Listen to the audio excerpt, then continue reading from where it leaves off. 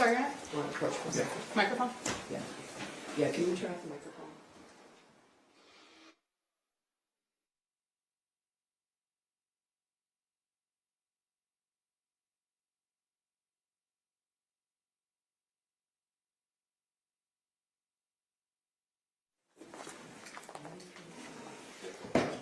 Your Honor, calling People v. James Crumbley, case number 22-279-989-FH. Good morning. Thank you, Marquise, on behalf of People. Good morning. Good morning, Your Honor. Mario Lehman on behalf of James Crumbley, who is standing to my left. Good morning. Can you address Mr. Crumbley? I can, thank you, Your Honor. All right. We're going to bring the jury in, okay? Thank you. Thank you, Judge.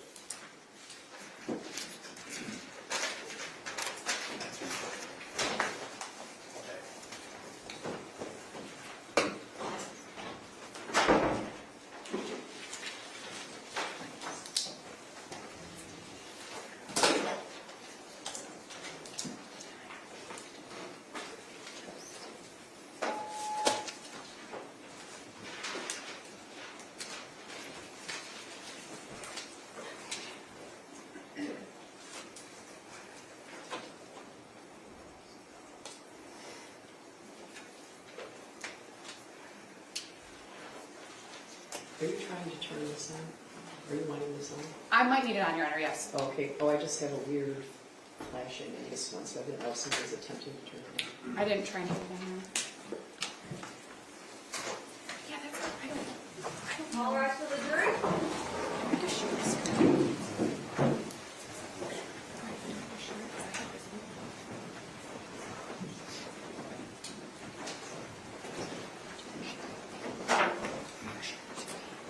Good morning. Can you be seated? Thank you for being prompt. I want you to know that none of us slept in and we weren't sitting around drinking coffee, so we knew you were here and we're conscious of that. So we're going to continue with Mr. Ogarowski.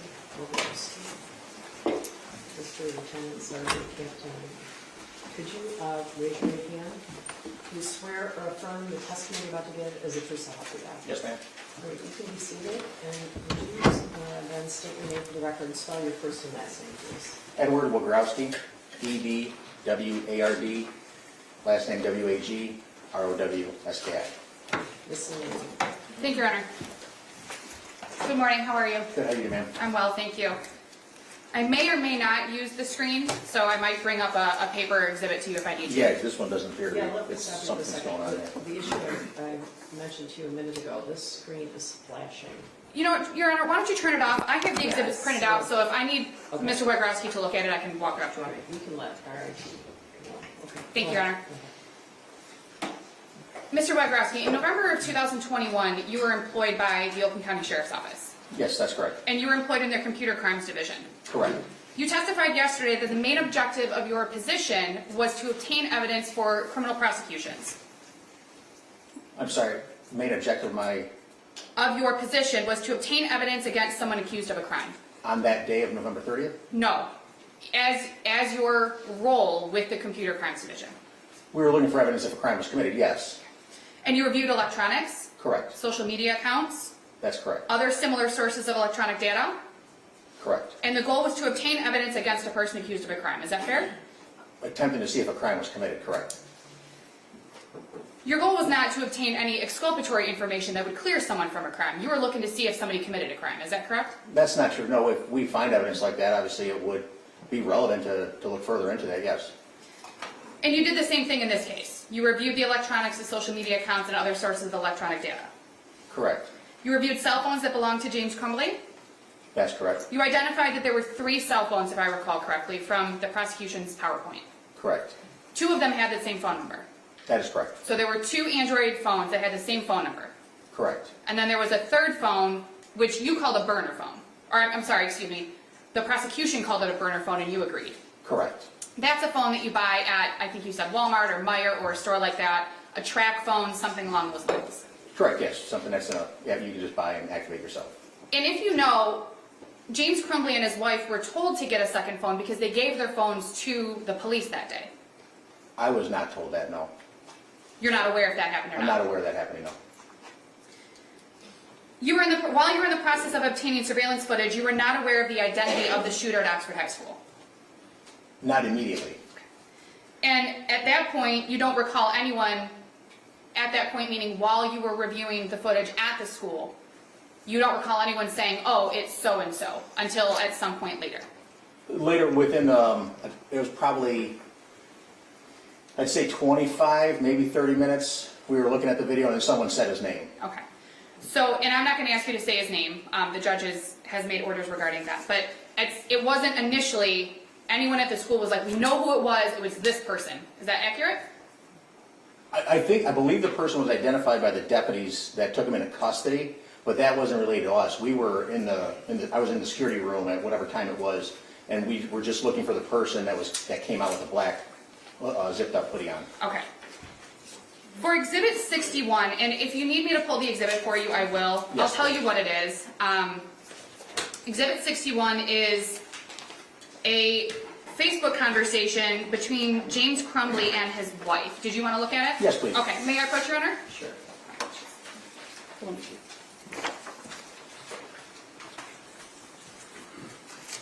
Do you recall reviewing that yesterday? Yes, I do. Okay. And that exchange is about James Crumbley's son. Correct. You don't know the context of the messages, is that fair?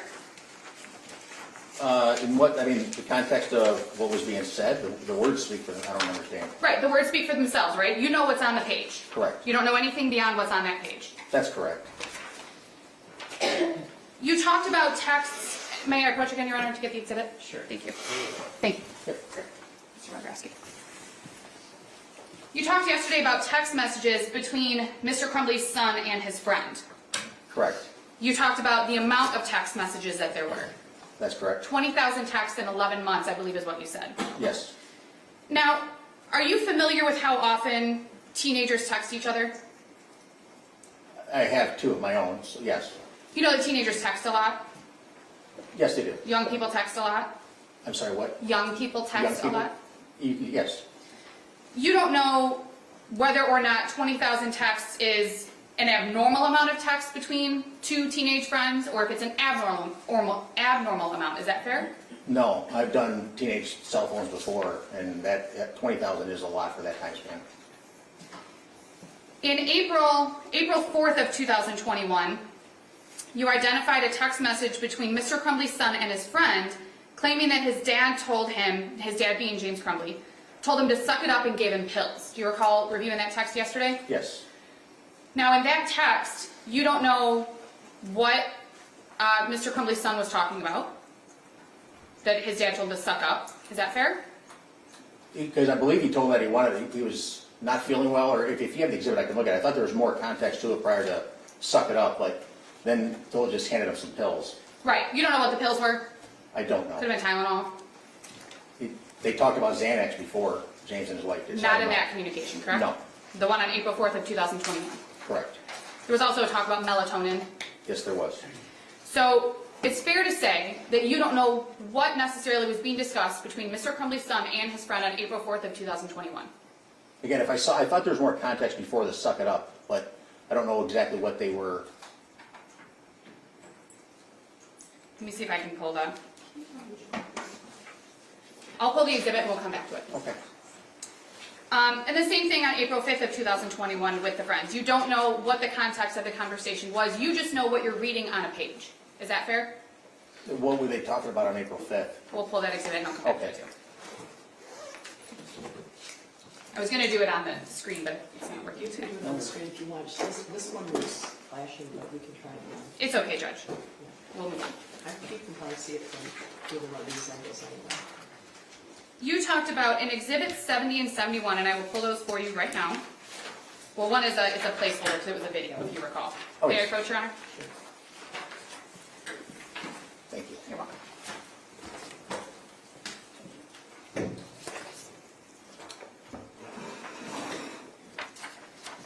Exhibit 70 and 71 were a video sent from Mr. Crumbley's son to his friend, correct? Correct. And that was a video at 9:31 p.m. That's correct. on August 19th of 2021. Correct. We saw the video yesterday. It was of Mr. Crumbley's son handling a firearm. Correct. You hear the clicking. You hear it clicking in the video, if you recall. After you loaded the magazine into it, yes. You don't hear any voices, No. no other sounds. No. In Exhibit 74, you identified that that was a GPS location showing that James Crumbley was at the home Correct. at the time that this, or around the time that this video was taken. That's correct.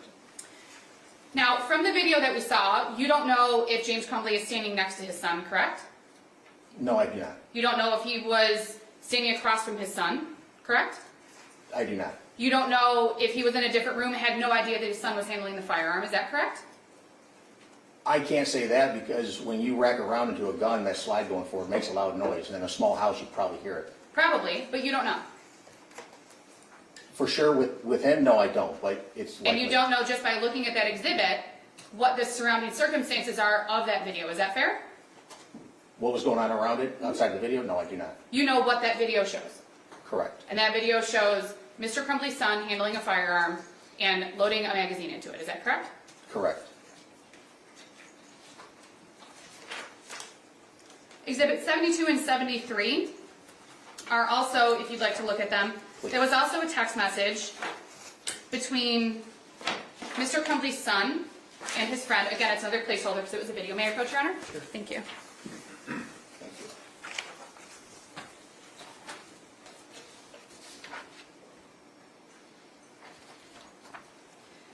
And that was a video sent to Mr. Crumbley's son's friend at 8/20/21 Correct. at approximately 12:30 a.m. That's correct. In the text, after the video was being sent, Mr. Crumbley's son said to his friend that his dad left a gun out. Correct. You don't know if that's true. Is that fair? I mean, I don't know why he would lie to his friend that he talks to all the time. You don't know if it's true, correct? From this, it doesn't say that it's true or not, but I don't know why he would lie. The words on the page are the words on the page. Is that That's accurate? correct.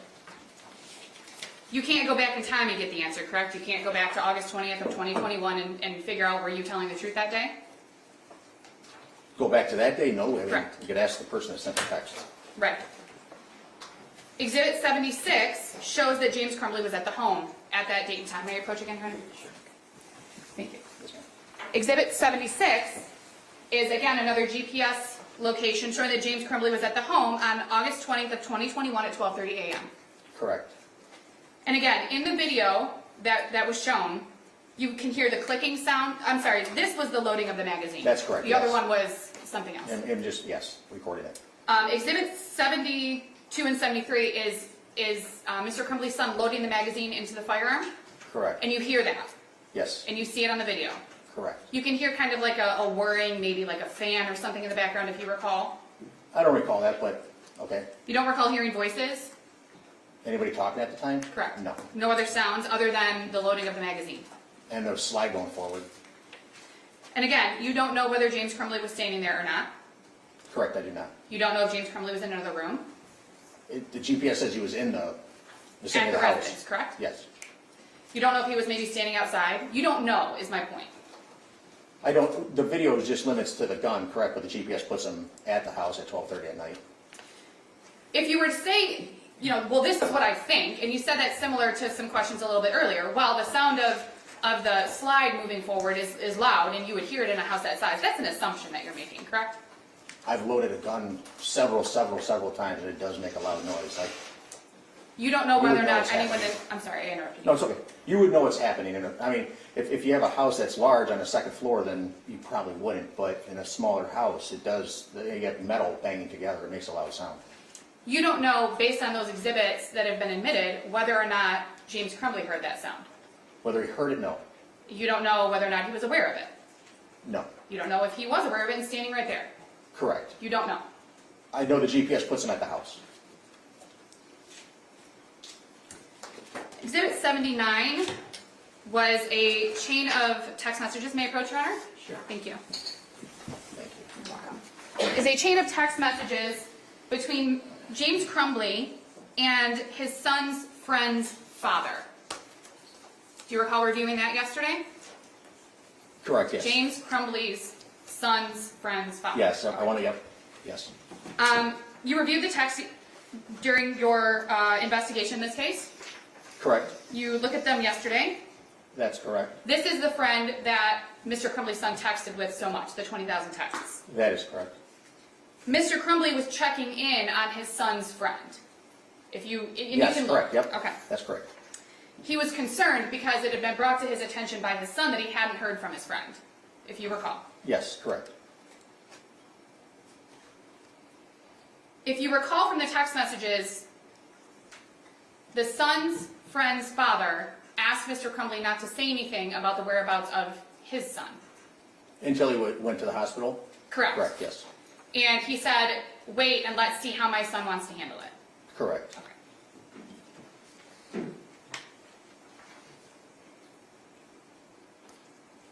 In the conversation at that point between Mr. Crumbley and his son's friend's father, there was no expression, if you recall from reviewing the exhibit, there was no expression of mutual concern about Mr. Crumbley's son or sharing any information like, yeah, my son's been having a hard time. Or, there was nothing like that in that exhibit, and you can look through the pages that you have. No, there was not. Okay. On November 30th of 2021, in that same text thread, the friend's father texted Mr. Crumbley and said that he was praying that his son made it home okay. In here? Yes, November 30th of 2021. Correct, yes. And that was after the shooting at the high school. That's correct. So this friend, the father of this friend that Mr. Crumbley's son had texted with so much, 20,000 texts that they had talked about, his own son had mental health issues, we see from the text. Even he did not suspect that Mr. Crumbley's son could have been the person responsible. Judge, that's speculation. As counsel pointed out, this witness can testify. Thank you, Judge. May I approach? Yes. Oh, I don't answer that. Thank you. You talked a little bit yesterday about cache data. You said that cache data is saved after a person views something on their device. Correct. You went through exhibits 82 through 86, which I can pull if you'd like, but I'll just remind you, they were photos of a screenshot that Mr. Crumbley's son had taken of a screenshot of a handgun that was for sale, Correct. a 9mm handgun. And then the exhibits were also the data behind that, showing that the images were stored in both Mr. Crumbley's son's cache data and Mr. Crumbley's cache data. That's correct. Did you want to review them again? I would, please, yes. May I approach, Your Honor? Sure. This is 82 through 86.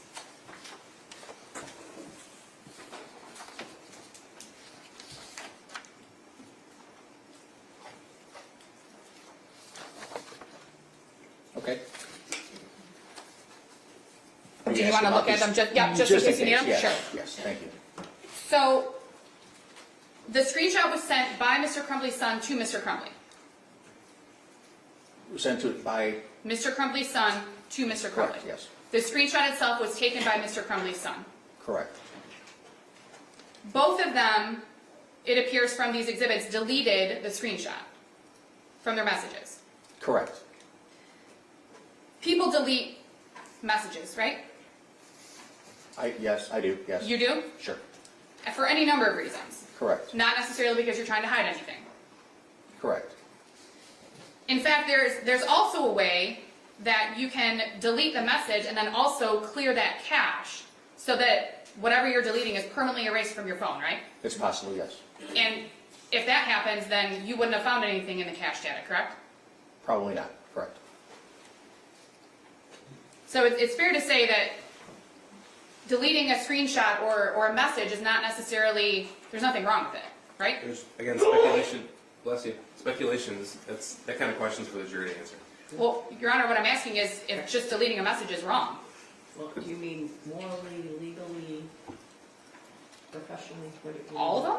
He's here to testify as to what he was able to extract from devices. You would be asking his opinion. So, wouldn't you be asking his opinion? I mean, he said he himself deletes things, and he doesn't do it because he's doing anything wrong, trying to hide anything. Right. I mean, the witness was responding to counsel's question in a conversational tone. He can't provide opinions on why somebody might delete things or why not. He can testify it was deleted. I don't think you can. I don't think you can. Thank you, Judge.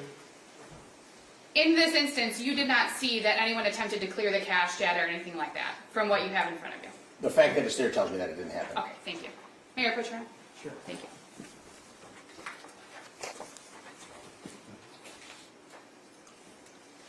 We know that on June 26th of 2021, James Crumbley went to a firearms store where he bought a 6-hour 9mm handgun. And you talked a little bit about that yesterday, correct? Correct. What did I say? June. I'm sorry, Yeah. November 26th Yeah, of I knew what you meant. 2021. Yeah. There's been no dispute that James Crumbley bought a handgun on November 26th of 2021, to your knowledge. Correct.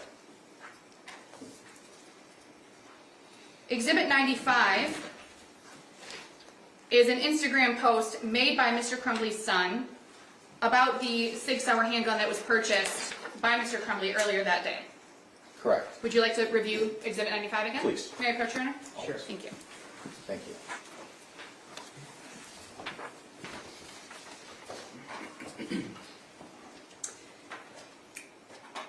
In that post, Mr. Crumbley's son claims that the 6-hour is his handgun. In the post made by Mr. Crumbley's son in Exhibit Correct, 95. yes. I didn't hear something, sorry. That's okay. He posted photos. Correct. And again, from what you have in that exhibit, you don't know anything about what's going on outside of the frame of that photo other than what's in that photo. Is that correct? That's correct. And you know that based on Exhibit 88, which is a GPS location, that Mr. Crumbley was at or near his house around the time that his son took and posted those photos. And if you'd like to see Exhibit 88, I can give it to you. Please, I always, yes, thank you very May I much. approach your honor? Sure. Thank you.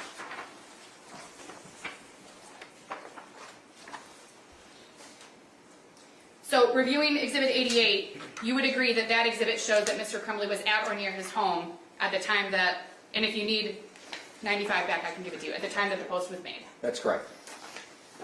May I approach you? Sure. Thank you.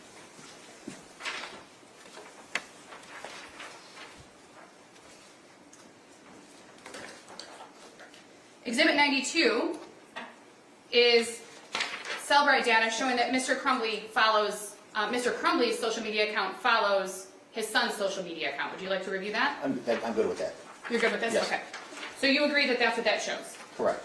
It doesn't show whether or not they interact. Exhibit 92 doesn't show whether or not they interact on social media. Is that accurate? That particular note does not. Correct. Exhibit 92 doesn't show whether or not Mr. Crumbley saw any of his son's social media posts. Is that correct? It would not indicate that, no. Exhibit 96 is a video that was found on Mr. Crumbley's son's phone at on November 26, 2021 at 6:39 p.m. And again, it's a placeholder. But if you recall, it's a video of the phone camera looking down the barrel of a firearm. Yes. You do not see in that video, if you recall, you don't recall seeing a round in the chamber, correct? You didn't No, see a brass, You saw the firing pin. the firing pin, which means Down the that barrel. there's nothing there. Correct. You do not know from that video if Mr. Crumbley's son is holding the firearm in front of him with his camera, or if it's like this, or you don't know what's going on. You just know what that video shows, and it's the barrel of the firearm. Correct. Exhibit 98 is a GPS location showing that Mr. Crumbley was at the home at the time that this video was taken. Did you want to look at Exhibit 98? No, I'm good. I remember that one. And you would agree that Exhibit 98 shows that Mr. Crumbley was at the home. Correct.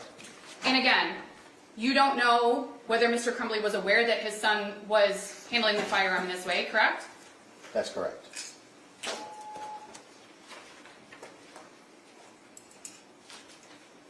Exhibits 100 and 101 are similar photos. If you recall, they are social media posts by both Mr. Crumbley's son and Mr. Crumbley's wife, if you would like to review them. Please. May I approach, Your Honor?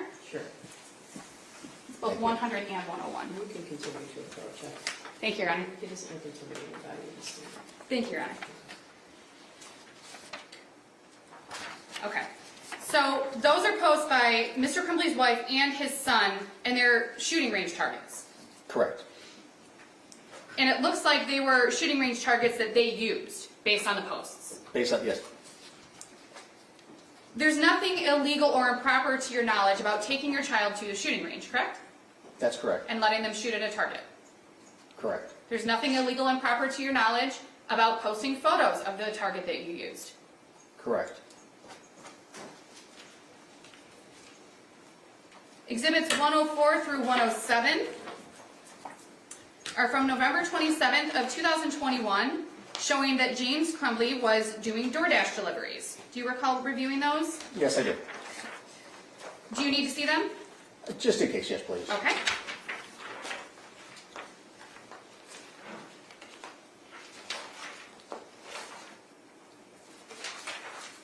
(104) through 107.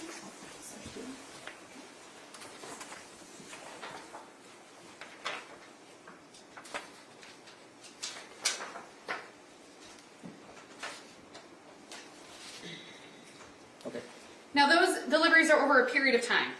correct. And we know that James Crumbley worked for DoorDash. We talked about that yesterday.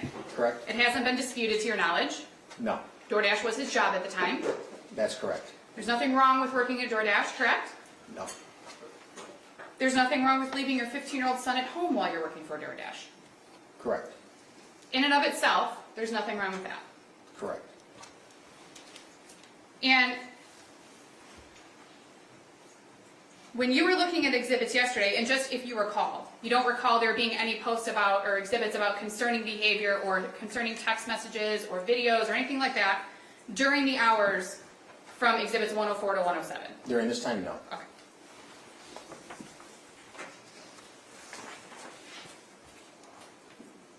We talked about the horse barn yesterday, if you recall. Yes, You talked about the messages between James Crumbley and his wife about the horse barn. correct, In fact, you recalled that James Crumbley and his wife mentioned or talked about the horse barn 86 times in their messages that you reviewed. going to a yes, correct. And you said specifically from January of 2021 through November of 2021, they had talked about going to the horse barn 86 times. That's correct. Now, if we do the math quickly, there's 333 days between January 1st of 2021 to November 30th of 2021, if you know. I don't know if you're, I'm not great at math, but. I don't know that. Okay, so let's just assume that's the number we come up with. 86 out of 333 is 25.8%. Again, I'm not going to ask you to, I'm not going to hold you to the number. Okay, But assuming 86 is correct, assuming 333 is correct, that means that a quarter of the time they're discussing the horse barn. and really didn't discuss much more than going to work and stuff like that. On November 28th of 2021, yesterday, you testified that Mr. Crumbley was away from the house for approximately 5 hours. There were screenshots or GPS locations. You remember talking about that yesterday? What day was this? November 28th of 2021. Okay, yes, There's nothing wrong with being away from home for 5 hours, correct? correct, In and of itself, there's nothing wrong with that. correct.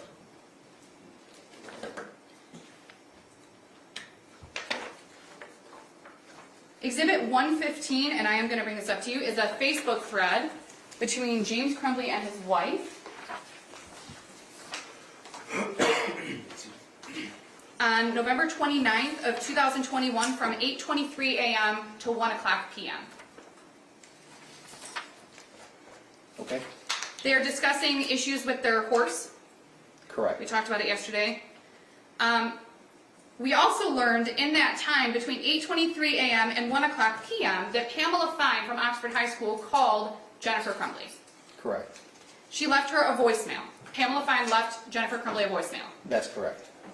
There was another exhibit showing that Jennifer Crumbley accessed that voicemail at approximately 11:49 a.m. Correct. In Exhibit 115, there's no discussion between James Crumbley and Jennifer Crumbley about that voicemail. There was a, not in this right here, no, but there was conversation, where Jennifer asked James, did he tell you what happened at school today? And I'm going to get to that in just a second. Okay. But in that thread, there isn't anything, especially around 11:49 or even before 1 o'clock p.m., where it's mentioned, I got a voicemail from the school, this is what it was about. Is that fair? That's fair.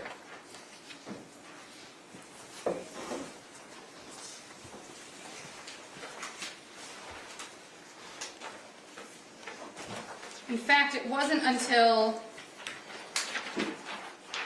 Exhibit 119 at approximately 3:19 p.m. that Jennifer Crumbley mentioned anything to James Crumbley about something going on with Ethan at school. Correct. And, Can I ask you a question? yes, Ron. Can you turn off the microphone?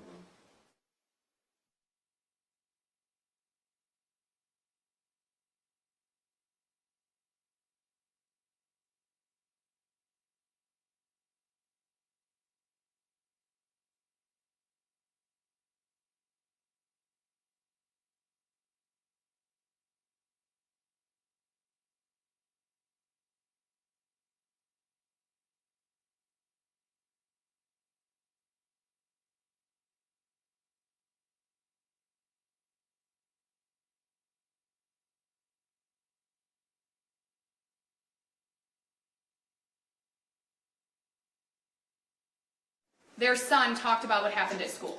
Correct. Now, there's an assumption that Mrs. Crumbley is asking Mr. Crumbley about the incident that led to the voicemail. Is that fair? There's an assumption. Nothing else to base that on happened that was the school called them about. And that's my point, right? Correct. And there was no conversation between James Crumbley and Jennifer Crumbley about that voicemail beyond what we see in that message, in the messages in 119, correct? Correct.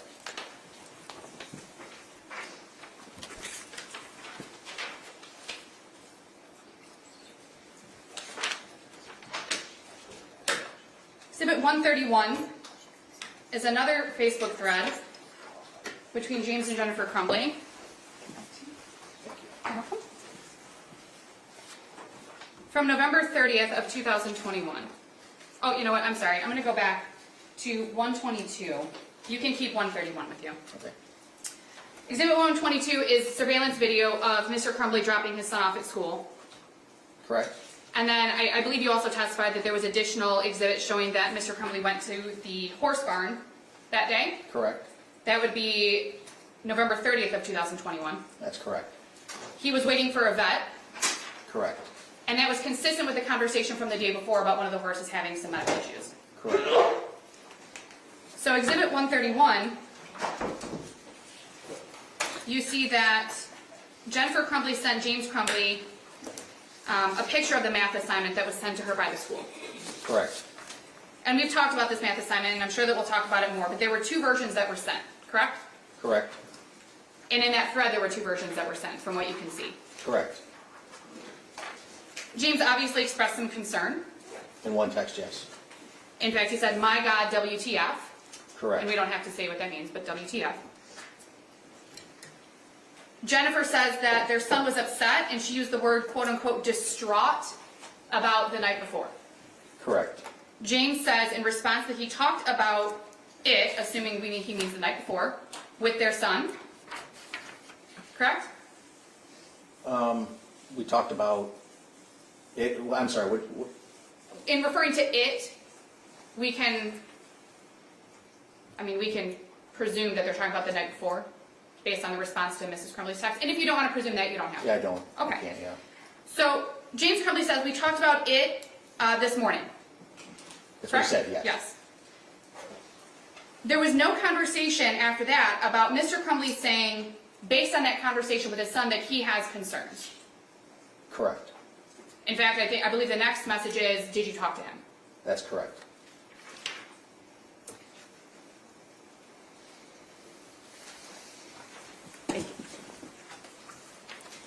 We know that on November 30th of 2021, James and Jennifer Crumbley went to Oxford High School. That's correct. They met at the school around 10:30 a.m.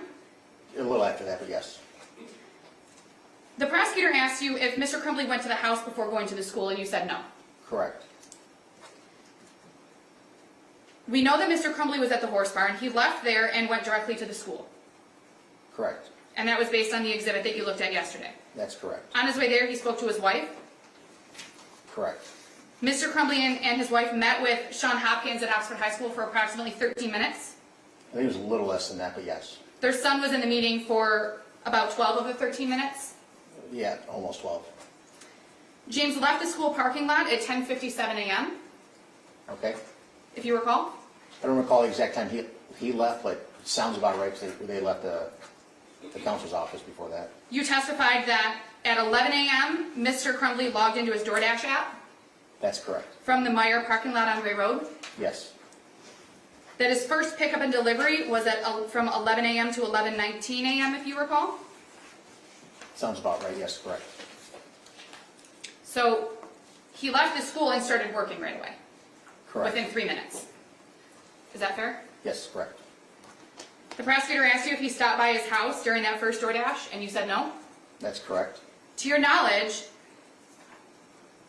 on November 30th of 2021, from 11 a.m. to 11:19 a.m., Mr. Crumbley didn't have any reason to stop by his house. That you know of. That you know Speculation, of. If Judge. you know, do you know of any reason? Was he told, I don't understand the, I apologize. No. Are you aware of any reason that Mr. Crumbley may have known that he needed to go to his house from between 11 to 11:19 on November 30th of 21? Judge, I think perhaps the better objection would be calls for a legal conclusion, because that's central to the theme of the prosecution, that he did have reason to stop. That's what the jury's being asked to decide. I guess I don't know how he would know that. Right? It's based upon his level of knowledge from the last months in the life, Judge. That's what the evidence has shown. I can move on, Judge. Thank you, I Judge. just don't know how he would know that.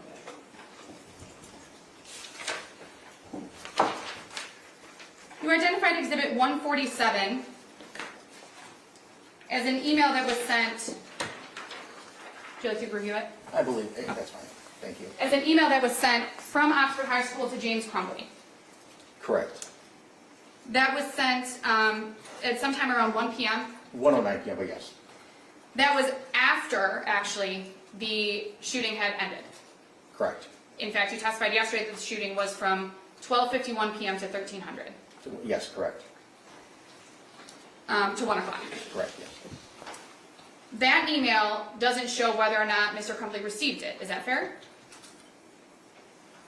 That right there doesn't tell me anything, other than it was sent to him. All that tells you is that there was an email sent from the high school to Mr. Crumbley. Correct. At that email address. Correct. And at that time.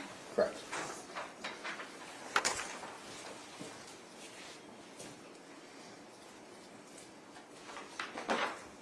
You know that from 12:33 p.m. to 1:01 p.m., Mr. Crumbley was on a different DoorDash delivery. Correct. You know that Exhibit 148 shows that Mr. Crumbley went to the Meyer on Ray Road, At what time? 1:11 p.m. Correct. Did you want to look at the exhibit? Nope. Okay. So at 1:11 p.m., Mr. Crumbley was at the Meyer on Ray Road. You don't recall any exhibits yesterday showing that Mr. Crumbley was picking up a DoorDash order around 1:11 p.m., correct? Correct. You know that Mr. Crumbley called his son based on Exhibit 136, which is his phone log.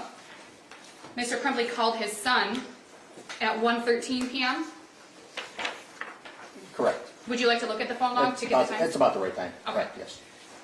And you know that Mr. Crumbley remained at the Meyer, which was the reunification point after the Oxford High School shooting. Mr. Crumbley remained there from 1:11 p.m. to 1:17 p.m. Correct. So Mr. Crumbley called his son from the parking lot of the Meyer, which was the reunification point, at 1:13 p.m. Correct. He also called his son at 1:17 p.m., Correct. which is right around the same time that he left the Meyer parking lot. That's correct. You know that there was a phone call, which was approximately less than 1 minute. And again, if you want to look at it, I can bring it Just to to you. make, yes, please. Sure. Thank you. There was a phone call at approximately 1:17 p.m. 1:16 p.m. between Mr. Crumbley and his wife, which lasted less than 1 minute. Correct. Mr. Crumbley called his son at 1:17 p.m. That's correct. He left the Meyer at approximately 1:17 p.m. That's correct. Called his son again at 1:18 p.m. That's correct. and again at 1:18 p.m. There were two phone calls at 1:18 p.m. seconds apart. Correct. Neither of them were answered. Correct. You also know, based on your involvement in this case, that his son was already in custody at that point. That's correct. He'd been taken into custody at 1 o'clock. Correct. You know that, again, based on 136, Mr. Crumbley's wife called him after he'd left the Meyer parking lot. At 1:19 p.m., is that what you're referring to? Yes. Yes. Mr. Crumbley was home at approximately 1:20 p.m. based on the exhibits, if you recall. Correct. He was home while he was on the phone with his wife. That's correct. You know that during the time that he was at home, he called 911. Correct. He called 911 because he discovered that the Sig Sauer and the ammunition for the Sig Sauer were both missing. Speculation as to why he called 911, Judge. He said in the phone call why he called 911. Well, I guess that's a different question. You don't know why he called 911, but you did hear him. You did hear the 911 call that. Correct. Yes.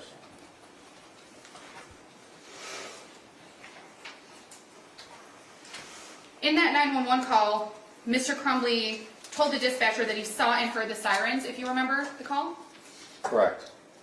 He said that he went to the Meijer after hearing and seeing the sirens, Correct. that his son was a student at Oxford High School, That's correct. that he heard that there was a shooting, Correct. that he discovered that his gun was missing, That's correct. that he didn't know if his son took the gun, Correct. and that he was freaking out. That's correct. After that phone call to 911, you know that James Crumbley received a phone call from law enforcement and he and his wife went to the substation in Oxford. Correct. They returned home around 2:30 p.m. Correct.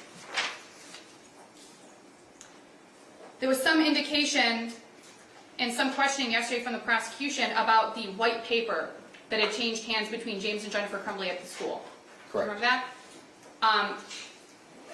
And the prosecution asked you if there was any indication that James Crumbley had made phone calls to doctors, hospitals, or physicians, correct? I remember that, correct. To your knowledge, and if you don't know, it's okay to tell me you don't know if there was anything requiring James to make those phone calls, correct? I know nothing about the meeting.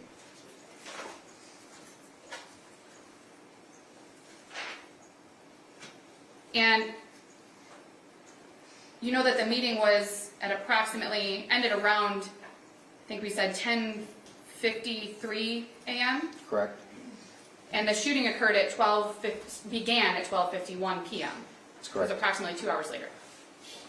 You also know that in those 2 hours, I'll withdraw that question. You testified about messages between Jennifer Crumbley and a person named Brian Malash. Correct. You have no idea whether Mr. Crumbley knew about those messages? They were together at the time. Other than that, I don't know. Okay. You don't know if Mr. Crumbley knew what Jennifer Crumbley was saying to Brian Malash? I do not know.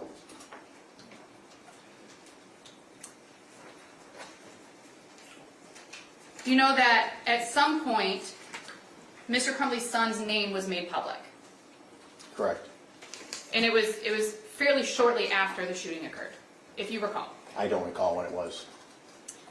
Were you aware that Mr. Crumbley and his wife began receiving threats to their safety as a result of what their son did at the high school? I know in some chat threads there was talk of that, yes. Were you aware that Mr. Crumbley and his wife had been made aware of some of those threats? Yes. Were you aware that there were concerns for Mr. Crumbley and his wife's safety as a result of some of those threats? Oh, I'm sorry, I was aware, who was aware That about there this? were concerns for Mr. Crumbley and his wife's safety as a result of some of those threats? I know they I have to received object threats. as to the characterization of what a threat is and what a threat is not. It's, as we know, Judge, it's very subjective. Okay, so can you be more specific? I can move on, Your Honor. My question was mainly if he knew that this occurred, and he said that he did hear something about some threats. I can move on from it, Your Honor. As a result of your involvement in this case, you were aware that Mr. Crumbley's son was criminally charged on December 1st of 2021. That's correct. That on December 2nd of 2021, there was an announcement from the prosecutor's office that Mr. Crumbley and his wife may be charged, if you recall the date. I don't recall that.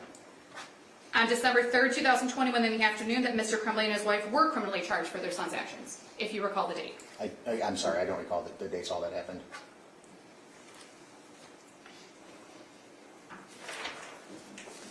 I have no further questions, Your Honor. Redirect? Thank you, Judge. Let's see if I can get this to work. Could you tell me if I'm not positive it's going to work real quick. Okay, looks like it's working. So Sir, those, this This one's was just flashing like, it. This keeps flashing the screen. strobe light. Can you see the other screens? I can see that fairly well, yes. Okay. If you can't see it, we can give you a copy of these, so we're gonna have someone look at that. I have them printed if you need them. That's all right. I think. Okay, that's like flashing. Yeah. so.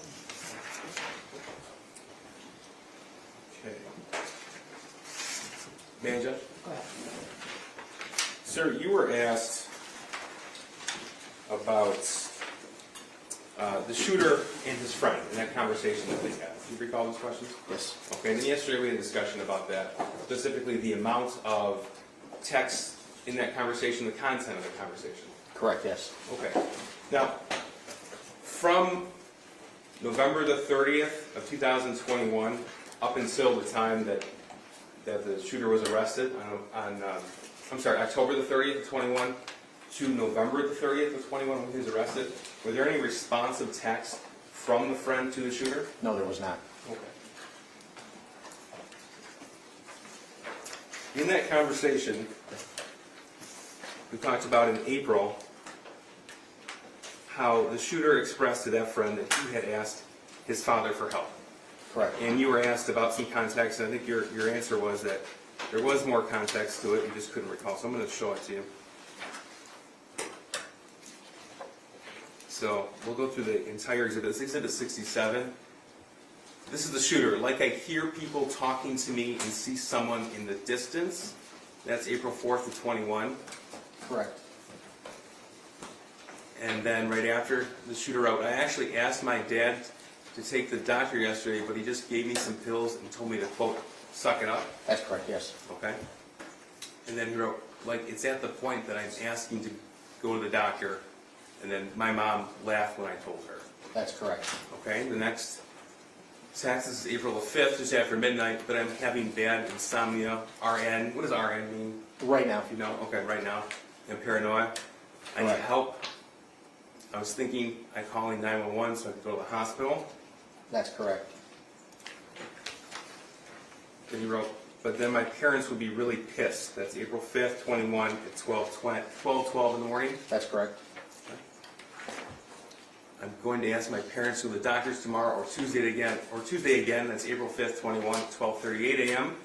Correct. And then, but this time I'm going to tell them about the voices. April 5th, 21 at 12:38 a.m.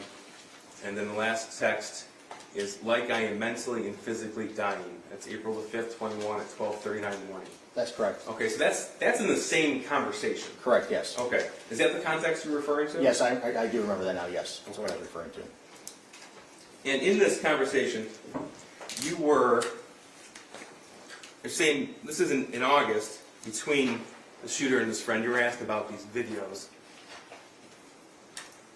I'm going to play this one. This is August 20th at 12:30 in the morning.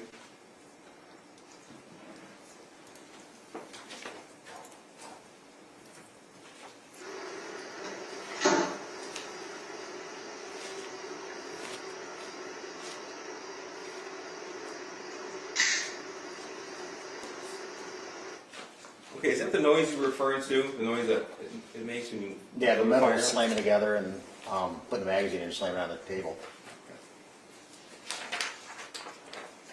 Now you were asked about the horse barn, and I'm just going to use council's math here.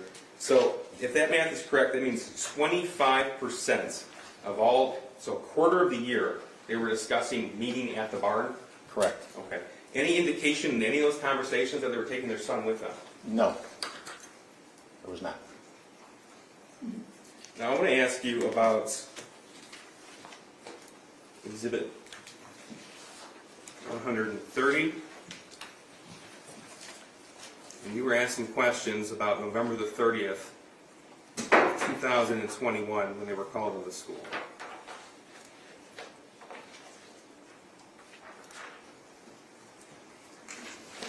So we talked yesterday about James when he started door dashing on November the 30th. You recall that? Yes. Okay.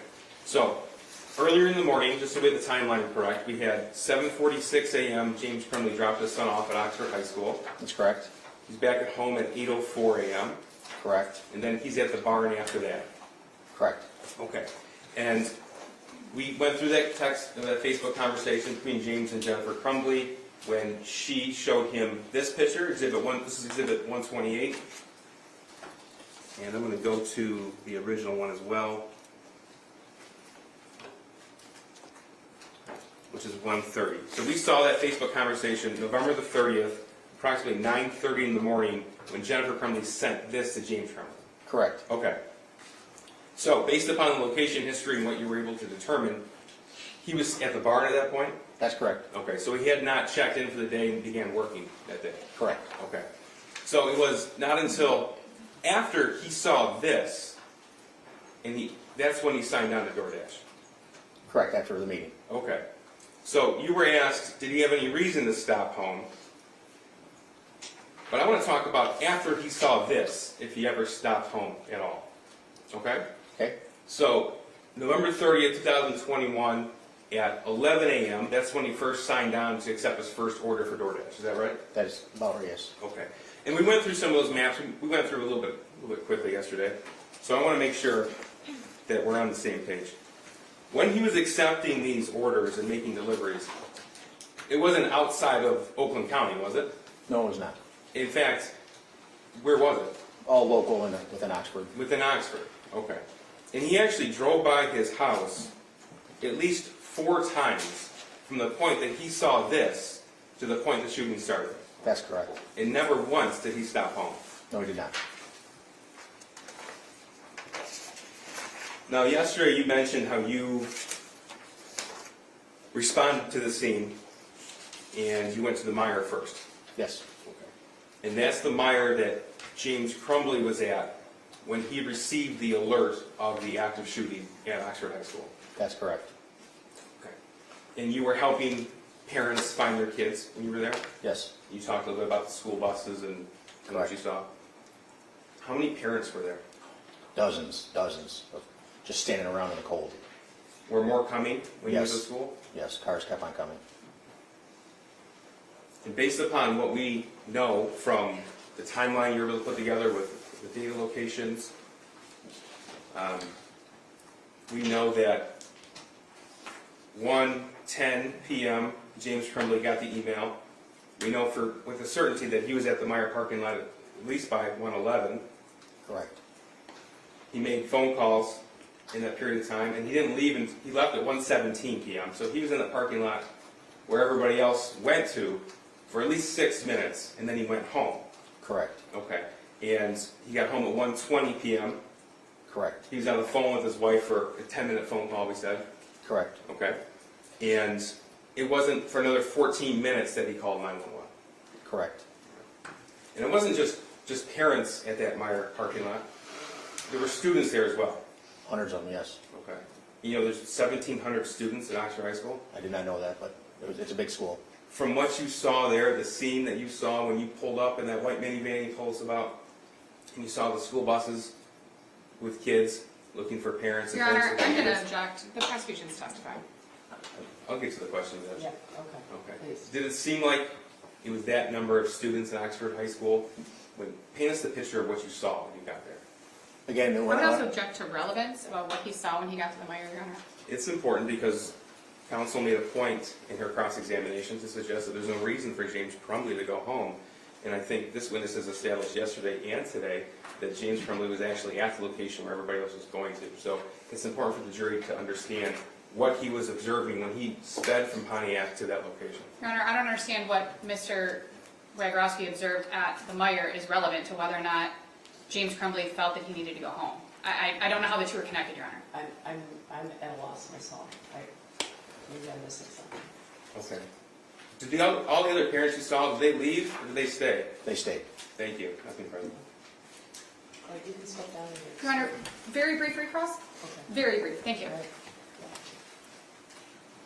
I believe I only have 3 questions. Okay. 4, can I get my exhibit back? Thank you. In April of 21, you testified about Mr. Crumbley's son telling his friend, I'm going to ask my parents to go to the doctor, right? Correct. You don't know what doctor that was? We was talking about hearing voices in the distance and stuff like that, but You don't know what doctor that was, is that accurate? In reviewing the exhibit that we have, we don't know what doctor he was asking to see. I mean, From the word prior to that, where he's hearing voices and he feels like he's dying inside, I do not know the doctor. You don't know. You don't know if he ever did ask. He mentioned it in a couple different conversations that he was going to try to ask. Going to try. You don't know if he ever did. I do not.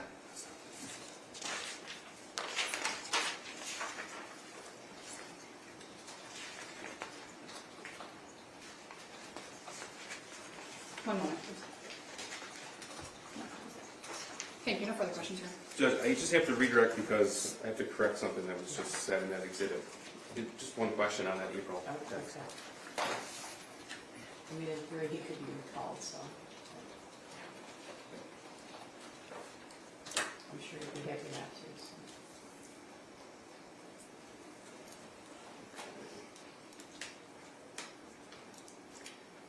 Okay, so this is exhibit 67. We went through this part like I hear people talking to me. The next slide. I actually asked my dad to take to the doctor yesterday. Correct, yes. Okay.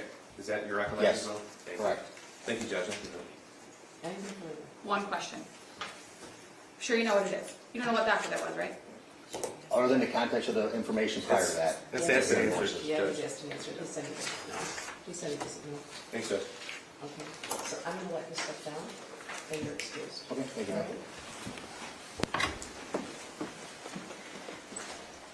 I'm going to ask both the lawyers, if there's a witness who's excused and for some reason you think they might be recalled, I need to know if they were not permitted to sit in the courtroom, all right? Yes, If sir. someone's excused, I presume that they're able to sit in the courtroom, so if there's a reason, why not, just let me know. Yes. I suppose there is always a possibility with a computer crimes expert for rebuttal, so we'll have Mr. Wawrowski exit. I think he has. Okay. All right, everybody good? May I proceed next, please? Robert Callis. Raise your right hand, do you swear or affirm the testimony about today is the truth so help you God? I do. Could you pull it in here? Grab a step up. Have a seat.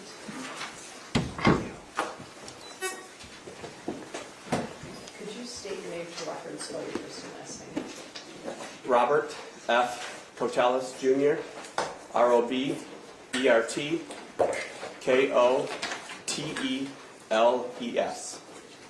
Right, go ahead, prosecutor.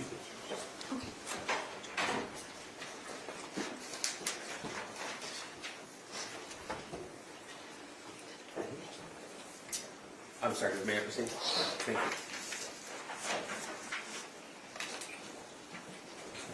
Just take 1 second.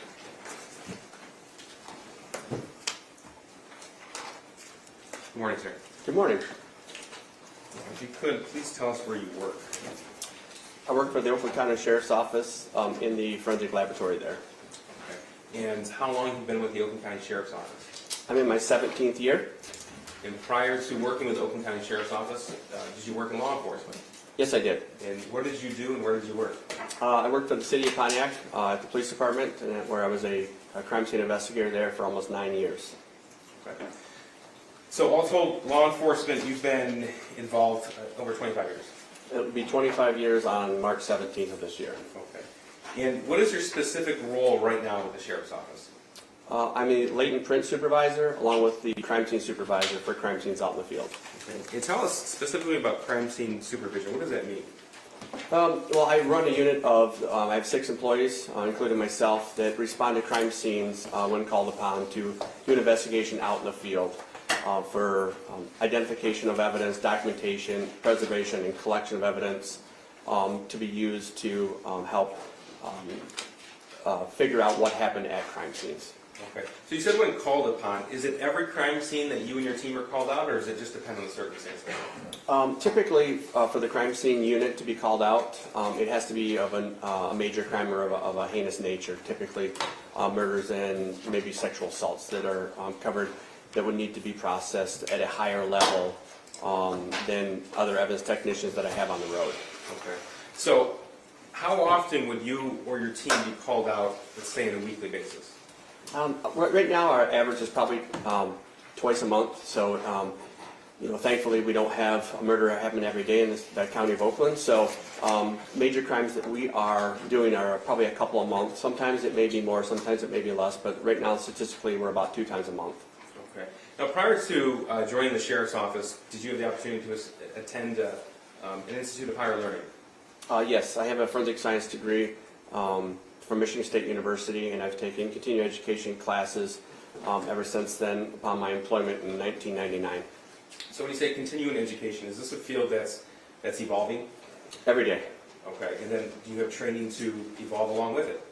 Yes, there is a yearly conference that I'm a member of, the IEI, which is a conference and a huge body of people that we get together and talk about technology and how everything advances in not only latent prints but crime scene investigations, to make sure that we kind of stay up with the new technology and that we're utilizing that technology to assist in crime scene processing. Now, how often would you say in your career you've processed a crime scene? Oh man, I'd have to say in the thousands. Now, when I say process a crime scene, I guess that suggests an answer there. Is there a specific process that you go through when you're reviewing a crime scene? There's definitely a standard as far as the basics, I would say. Upon arrival to a crime scene, you're going to do an assessment, maybe what we call a walkthrough. You're going to assess what you actually have at that crime scene, trying to identify anything that may be important to that case. And there's certain documentation that can be done via notes, photographs, possibly a sketch or measurements, or as we've progressed with technology, we have a 3D scanner that we can use that to assist us in documenting our crime scenes, along with collection of evidence at a crime scene. Now there's additional things that can be done, but it doesn't happen on every case, but those are the basics that would most likely be performed on every crime scene that we would go on. Okay. Now, prior to undergoing that, is there a conversation that you or a member of your team would have with a detective in charge? Absolutely. With the OIC, so that way we would know what we're kind of looking for. If we know the cause of this crime scene, if it's a homicide, if it's a stabbing, we're looking for a knife, if it's a shooting, we're looking for firearms evidence, so that we can kind of get an idea. Now, if you find something that may be different, then we would, get with that OIC or that detective and let them know of our findings on our initial walkthrough. Okay. I'd like to direct your attention now to November the 30th of 2021. Do you remember that day? Yes, I do. Okay. Were you working that day? Yes, I was. In what capacity were you working? It was during day shift, and so I was working in the actual laboratory that day. Okay. And at that point, were you the crime scene supervisor? Yes, I was. Okay. And were you the individual on call if anything should happen that day? Yes, I was. Okay. So, were you called in to process the crime scene at Oxford High School November 30th, 2021? Yes, I was. Did you actually go to that location? Yes, I did. Do you recall approximately when you arrived there? It was 2:40 in the afternoon. I received the call at 1:15, and by the time I assembled my team and grabbed our resources, it was 2:40 before I got up to the actual high school. Okay, so that was after the scene was cleared, is that right? At the beginning stages of being cleared. Okay. Now, I'd like to talk to you about your specific process and your role when you arrived at Oxford High School November the 30th of 21. Okay. All right, so you arrived there about 2:40, you said, with your team? Correct. Okay, and tell us, please, what's the first thing you did when you arrived? Waited for guidance on what was going to be done first. So the first information was that I needed to collect a firearm that was the result of what had taken place at the high school. Okay. And did you do that? Yes, I did. Okay. And tell us how that occurred, please. The firearm was located within a garbage can, a small waste paper basket garbage can that was placed there by a deputy that had collected the item from the individual. So I viewed it, photographed it, and then collected it at that time. Okay. And that firearm, after it was collected, was taken to the forensic laboratory at the Oakland County Sheriff's Office. May I approach, Judge? This has been admitted to People's 28. This is Forensic Laboratory Report, request number 6. So just to confirm, that was authored by Mr. Robert Charlton from the Sheriff's Office. I'm gonna object.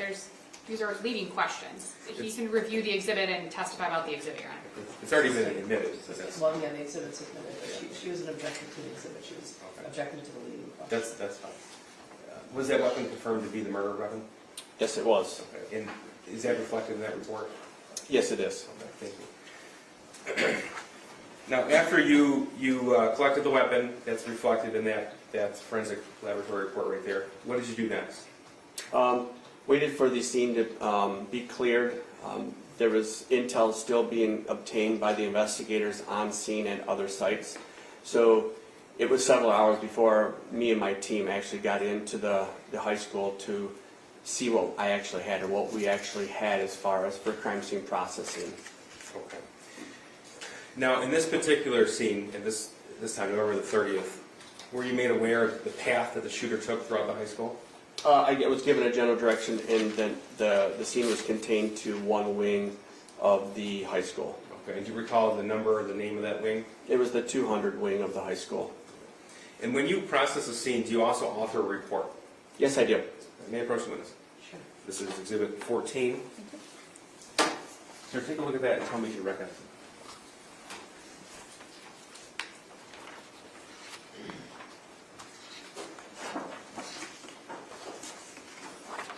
Yes, I do. Okay. And what is it that I just handed you? This is my 5-page crime scene report that I prepared at a later date after the crime scene processing of my findings that I had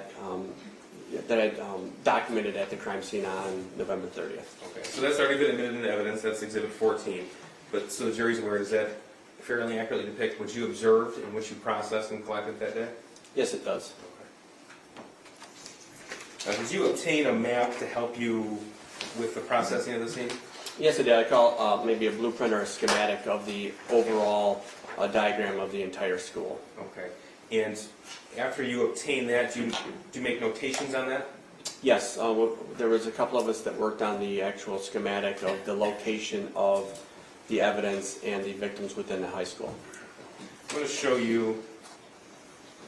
May I approach Judge with that screen on? You may have to look at. Yeah, we'll kind of have to get that exit.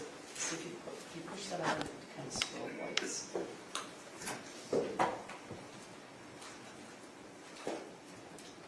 Go ahead, turn it on. I can see this. You can see them? Okay, great. That's okay. So I'm showing you what's been in this People's 15. Sir, do you recognize this? Yes, I do. And how so? This is the schematic drawing that was prepared by the school or some other agency as far as for the school layout. Once again, this is the schematic that was used to place the piece of evidence on where they were located within the school outside of classrooms and where the victims were located within the school. Okay.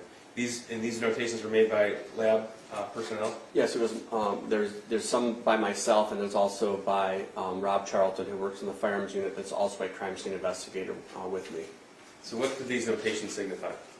There's numbers that are circled that would also coincide with the placards that were placed next to the piece of evidence within the crime scene for documentation purposes. Okay. When you say placard, we're going to go through some pictures soon, but if you see a yellow placard with a number, that's what you're referring to? That is correct. And why is that done? It's used mainly for photographic reasons, but also helps us to keep straight each piece of evidence that was collected, given a location of where it was within that crime scene. Okay. And photographs were taken in this situation? Yes, they were. Okay.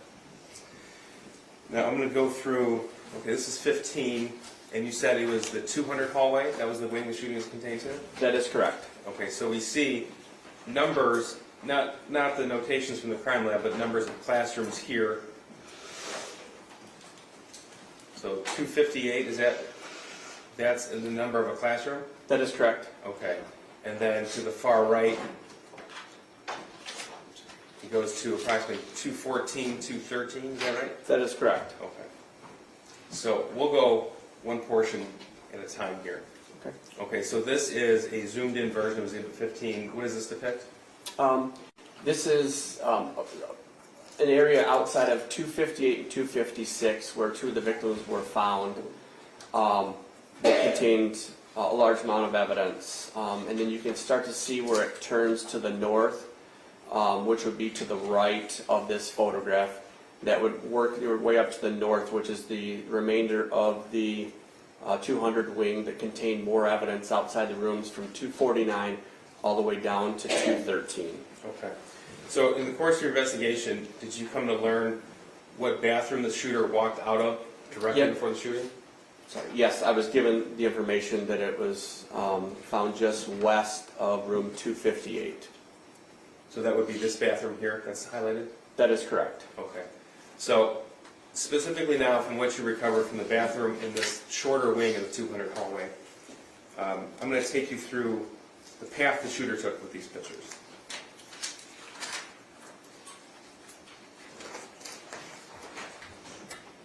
Judge, two of these pictures have images that I'd ask the court to instruct the media not to film.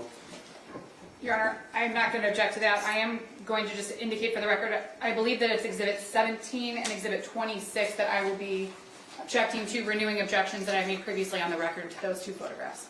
Okay. Is that correct, Mr. Peace? Both of those things are correct, and I do want the court to know that we did speak with the victims prior to the trials, and they understand. Okay, so you're right now presenting exhibit number 17?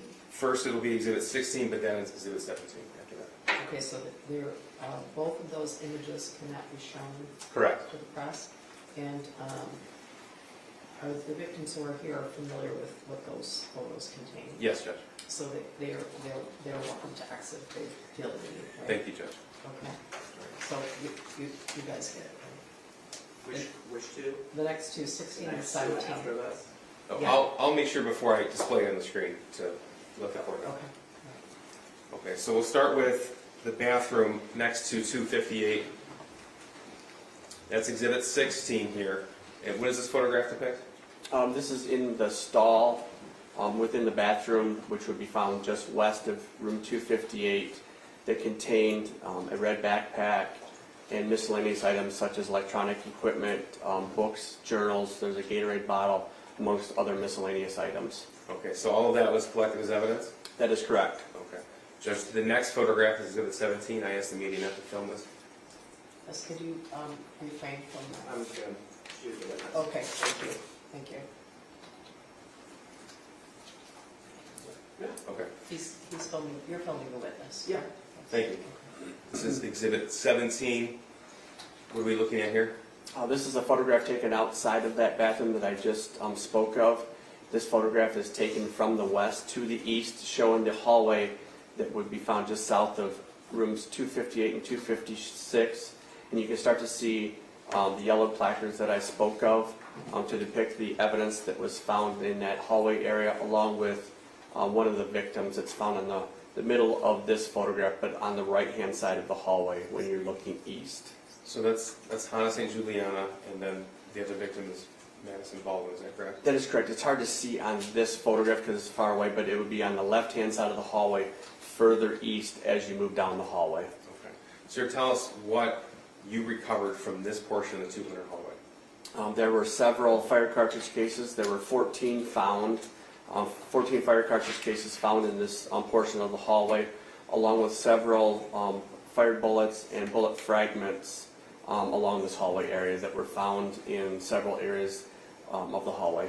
What's the cartridge case? The cartridge case is the portion of a bullet that actually holds the bullet itself. And in a semi-automatic weapon, it will eject from the side of the weapon, so the bullet will go through the barrel portion or the end of the firearm. And the fired cartridge case will then eject more than likely out the right-hand side, depending on which firearm we're talking about. About 99% of semi-automatic weapons will eject to the right. So the bullet will go out the barrel, and the fired cartridge case that held that bullet portion will eject to the right-hand side of that weapon. Okay. So in order for it to be a fired cartridge case, that would have to mean that the gun was actually fired. That is correct. Okay. So with 14 fired cartridge cases, that would indicate that the gun was shot 14 times in this portion of the hallway? That is correct. Now, continuing down the shooter's path, when I ask you what happened, or what you located past rooms 256 as the hallway curves at 249. So this is room 258 on the left, next to that is room 256, and as it curves, it's 249. Is that your recollection? That is correct. Okay. This is People's Exhibit 18, so this is further down the same portion of the 200 hallway. That is correct. It's just past the second victim on the left-hand side. All right, tell us what was located here. There was more fired bullets and fired cartridge cases, along with a empty gun magazine that was located just around the corner from this evidence here. Okay. Now, as that corner turns down the 200 hallway, this is People's Exhibit 19. I should say for the record, all these have been admitted. Counsel did state her objections on the record, but this court should rule upon. Yes. Thank you, Judge. Correct. This is Exhibit 19. What are we looking at here? This is now a photograph taken from the south to the north. As we're moving, I would say down in the numbers, but it's up as far as, like, if you're thinking about going north, down the 200 wing. So you're moving away from that bathroom where everything may have started. And this is once again indicating the evidence that was located from room 249 to 213, which ended up containing 18 more fired cartridge cases in this area. Okay. So we had 14 in the shorter portion of the 200 hallway and 18 from room 249 to 213 down this long hallway? That is correct. Okay. And again, that means the firearms fired 18 more times there, at least what you recovered? That is correct.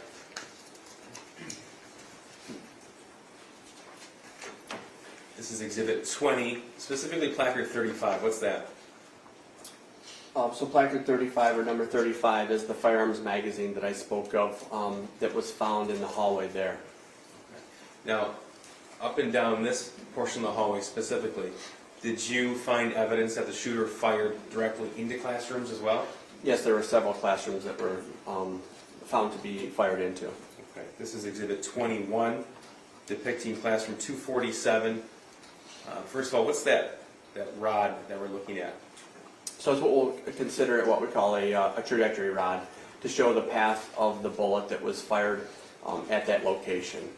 So it's just shown for kind of demonstrative purposes that you can see where that bullet actually traveled into that room.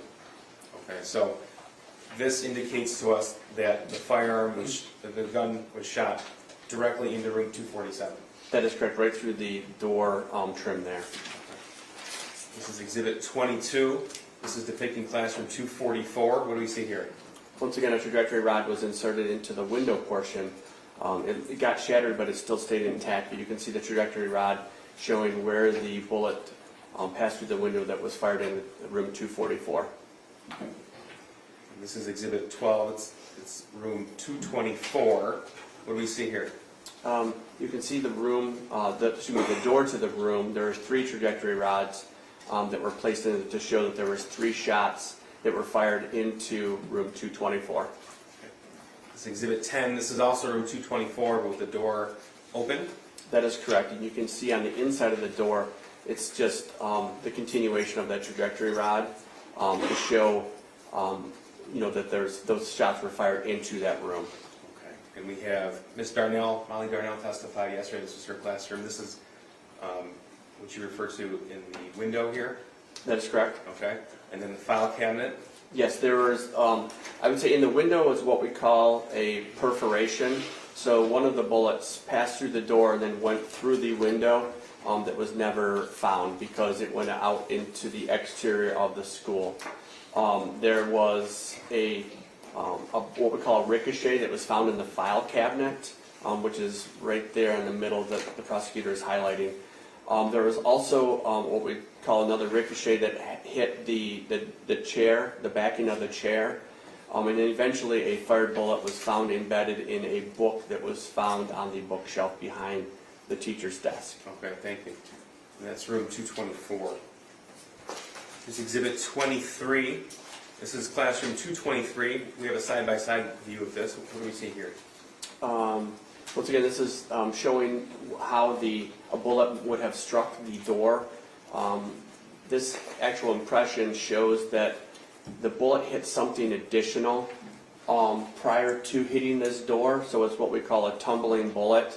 So instead of being like a round impression or a pattern where a bullet would be circular, The bullet has now changed its path and it's tumbling, so now it hit it kind of going sideways. And that's depicted on the right-hand side there, that you can see the sticker that was placed below it. Here's Exhibit 24, this is classroom 220. What do we see here? Once again, you can see there's a trajectory rod and the outside of the door showing the path of travel that the bullet was fired into room 220. And finally, Exhibit 25, this is classroom 215. What do we see here? Once again, these are trajectory rods. They're just a different color because we ran out of pink, but we're on to orange trajectory rods that are fired into the window outside of room 215, showing that the bullets were fired from the outside to the inside of that room. Okay, thank you, sir. Now, did you come to learn that once the shooter reached rooms 213, 214, that he backtracked down the 200 hallway? I was told that information. Okay. Sir, did you process the men's bathroom in the 200 hallway that was across from classroom 233? Yes, I believe it was either 233 or 231. It was in the same general area. The camera person is asking when they can resume. After the next picture, Judge. Okay. This is Exhibit 26. Sir, what do we see here?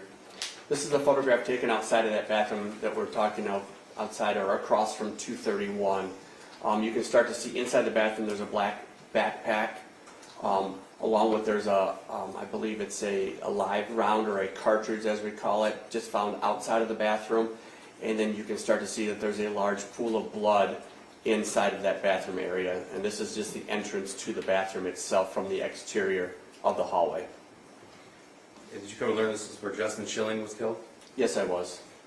Did you also recover a fired shell or fired cartridge in this area as well? Yes, a fire cartridge case was located in this bathroom. Is that included in the count of 18 you described earlier? Yes, it is. Sir, you mentioned earlier the firearm was recovered. This is Exhibit 27. Is this a photograph right outside of that bathroom that we just saw? Yes, it was not taken by me because the firearm had been collected by the on-scene deputies when the suspect was apprehended. Okay. But that is the firearm that you collected? That is correct. And it's a 6-hour 9mm handgun? Correct. Now, based upon your crime scene investigation, how many times did the shooter fire that weapon inside Oxford High School on November the 30th? 32 times. And how many unfired rounds, how many bullets were recovered, either from that magazine or elsewhere? 18.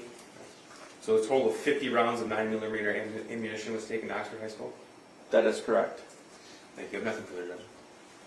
Oh, should I give them a break right now? Does that make sense to you? Should I just give a break? Yes. What's that? Either or. I mean, we'll need a longer break to fix the monitors as well, Judge. I don't know how long Cross will take this witness. No Might make cross sense. No problem. No cross runner. Oh, okay. Do we ask someone about the monitor? Okay. I'm going to give you about a 10-minute break. I always say that, and then, I go back there and fires erupt, so, we're going to need a moment to fix this monitor, so that the witness can see it. It's kind of flashing, it's distracting, so, but someone will be right here, so we're going to give you about a 10-minute break, all right? All right, you can step down when you're excused. Thank you, Your Honor. All rise for the jury.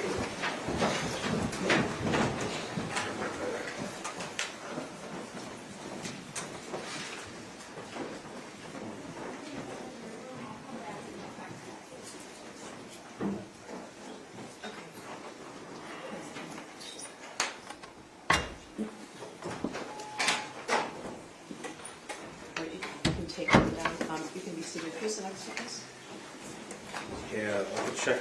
We're moving faster than I had anticipated, Judge. We'll have to see if she's here, but it would be Miss Candy Bath. Okay. She's gonna go. Yeah. All right. Be back.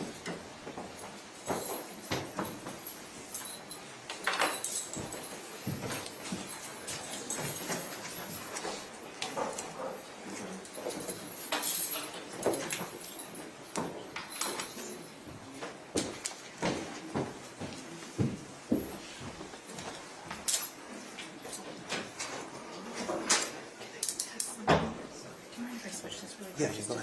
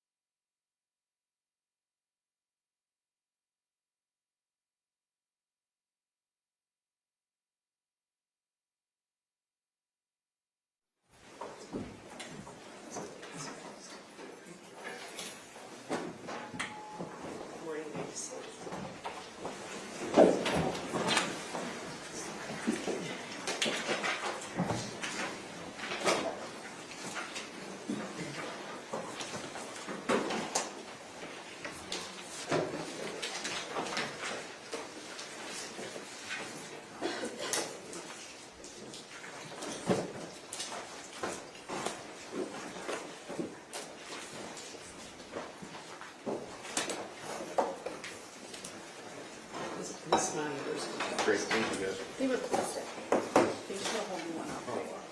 So it should be, they replaced the whole, it is, Your Honor, so they replaced the whole monitor. Your Honor, calling People versus James Crumbley, case number 222799989, update. Thank you, Marquise, on behalf of people. Karen McDonald on behalf of the people. Good morning, Your Honor. Maria Lehman on behalf of James Crumbley, who is standing to my left. Are you ready for the vote? Yes, Judge. All right,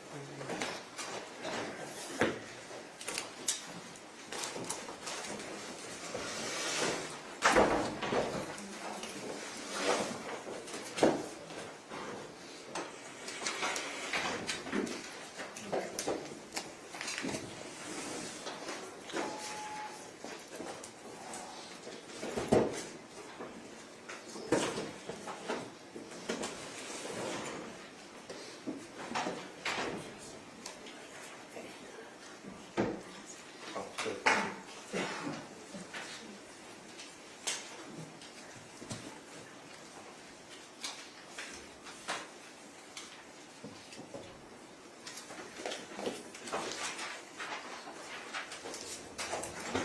All rise for the jury.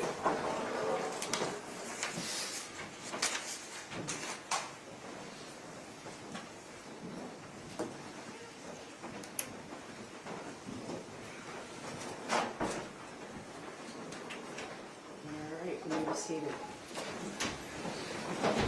Prosecutor, this is the next witness. Ms. Cammy Bath. Good morning. Good morning. Raise your right hand. Do you swear to affirm the testimony you're about to give in the truth to help you God? Yes, ma'am. All right, you can be seated.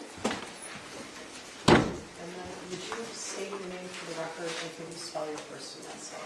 Cammy Back, CAMMY BACK. Go ahead, prosecutor. Thank you. Good morning. Good morning. Miss, do you work at a retail store that sells firearms? I do, Okay, and where is that located? in Oxford, Michigan. And is that store federally licensed? Yes, it is. So it would be referred to as an FFL or federally firearms licensed dealer? Yes, And how long have you worked there? approximately 4 years. What is your duties there? What are your duties there? At this time, I am the office manager. Okay. So with the office manager, are you familiar with the process to sell from an FFL a firearm to a customer? Yes. Okay. Could you walk us through the process, please? So when a customer comes in to purchase a firearm, they have to provide us with a driver's license Why do you ask for a driver's license? for picture ID Okay. to go on record. And you check age as well? Yes, Okay. And what age are you looking for? 21 and over. Okay.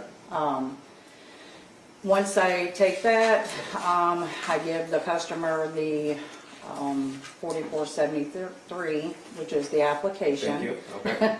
For the firearm. Once that is filled out with their answers, I do the NICS check, which is the background. And once I do that, it'll come back whether it's proceed, delayed, or denied.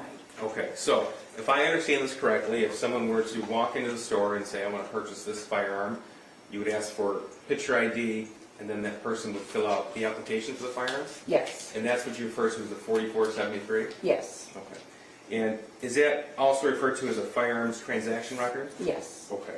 And then that person goes through, you take that information, and then what do you do with it? I put all their information into the computer, into the NICS system. Okay, and that's for background purposes? Yes, sir. Okay, and then it tells you either yes or no to proceed? Yes, Okay. And then the 4473, that's provided through the ATF, Alcohol, Tobacco, and Firearms, yes, okay? And there's also a trigger lock statement that's provided as well, yes, and that's through Michigan State Police? yes. And tell me what that is, please. So once it's just a form stating, showing the customer that there is a trigger lock provided with the firearm that they are going to purchase. So they have to date and sign it, as Okay. long as we have to do it as well. Okay, and if that form has been dated and signed, and there's an indication that some kind of lock is provided, that means a lock was in fact provided with the purchase? Yes, Does your store also provide purchasers of handguns with a copy of the ATF Youth Handgun Safety Notice Act? Yes. Okay, and what is that? The Youth Act just gives the information of the do's and the don'ts with firearm around minors. Okay, and there's information posted around your store too, is that right? I'm sorry? There's information about that posted around your store as well? Yes, it is. And now, is this process that you described, is this the same process for every handgun sale in your store? Yes.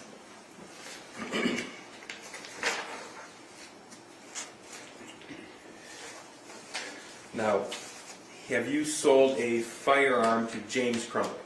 Yes. Okay, is he in court today? Yes, he is. Can you point in, please describe something he's wearing? To my right, blue shirt. Will the record reflect the identification of the defendant, Judge? The record will reflect the report of identification of defendant James Crumbley. Thank you, Judge. Ms. Back, when a firearm is sold from your store, are receipts kept? Yes. Okay. And from your position as office manager, are you able to tell us if James Crumbley purchased firearms on, or strike that.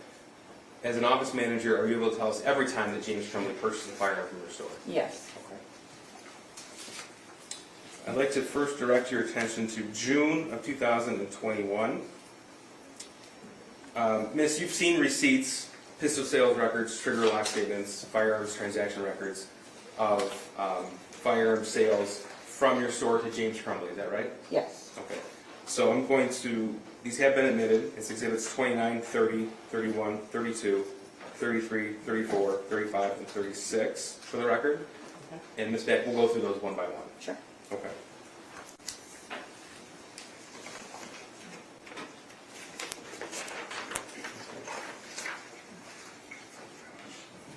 We're going to start.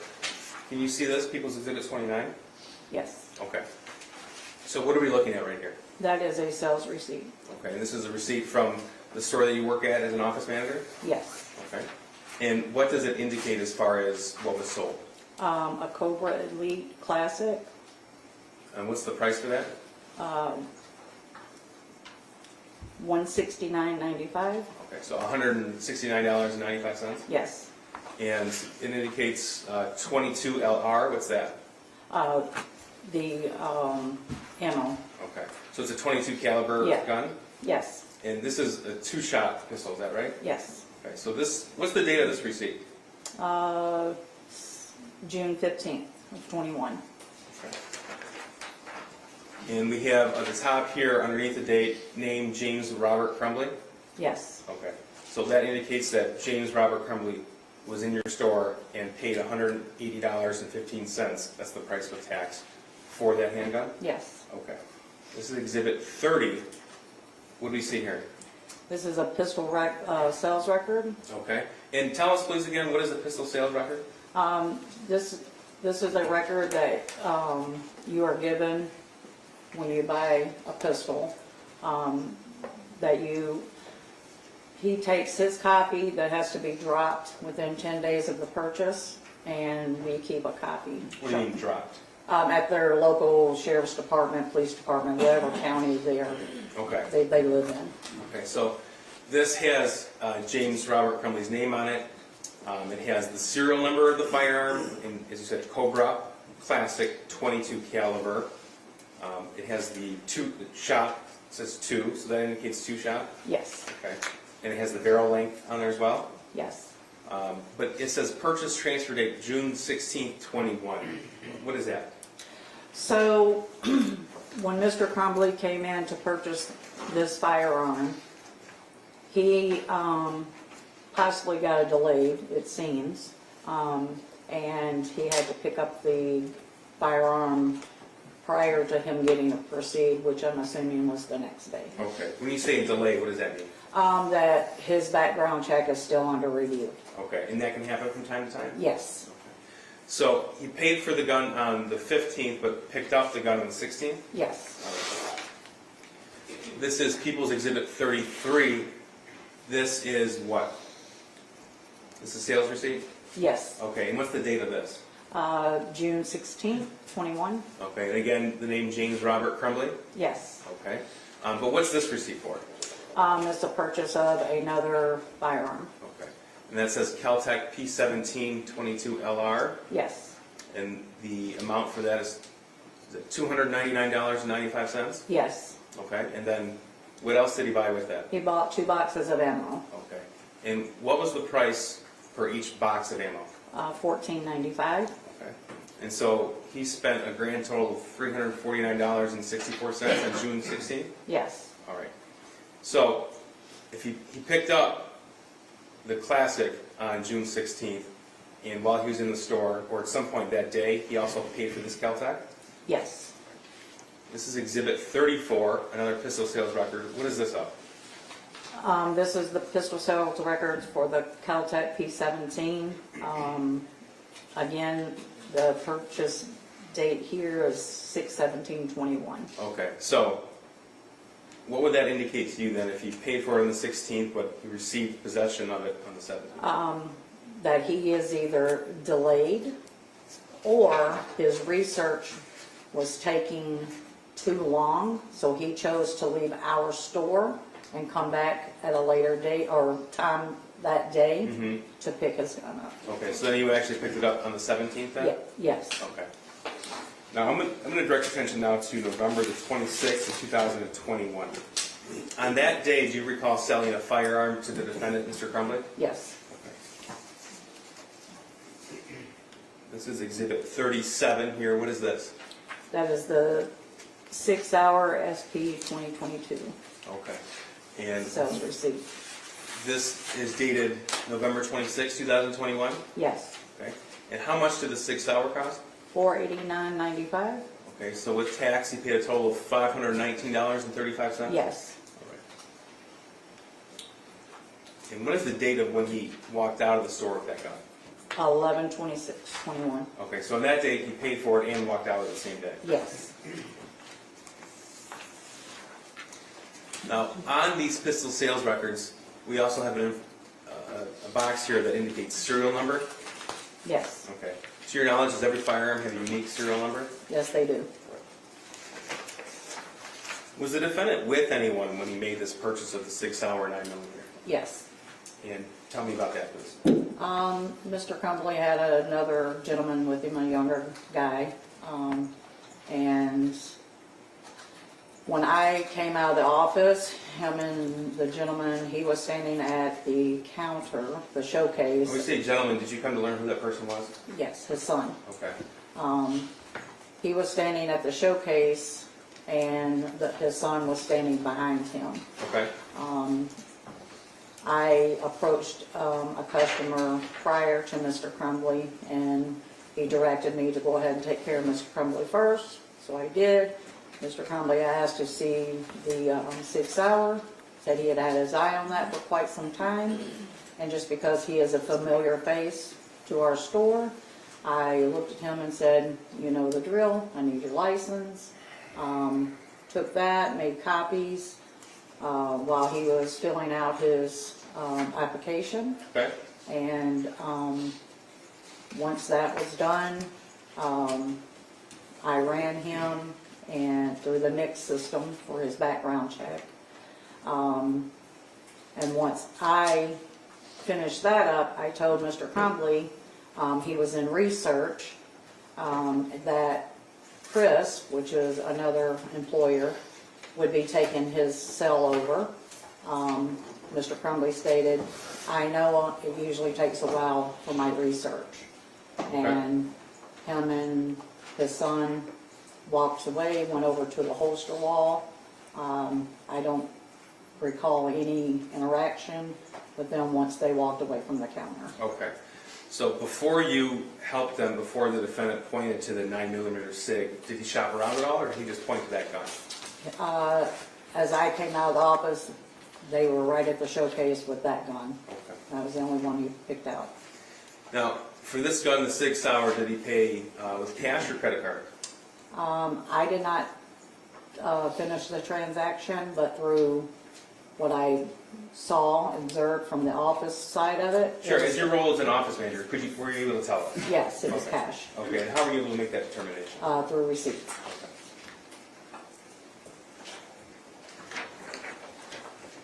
I'm going to show you Exhibit 39. This is a portion of a firearms transaction record.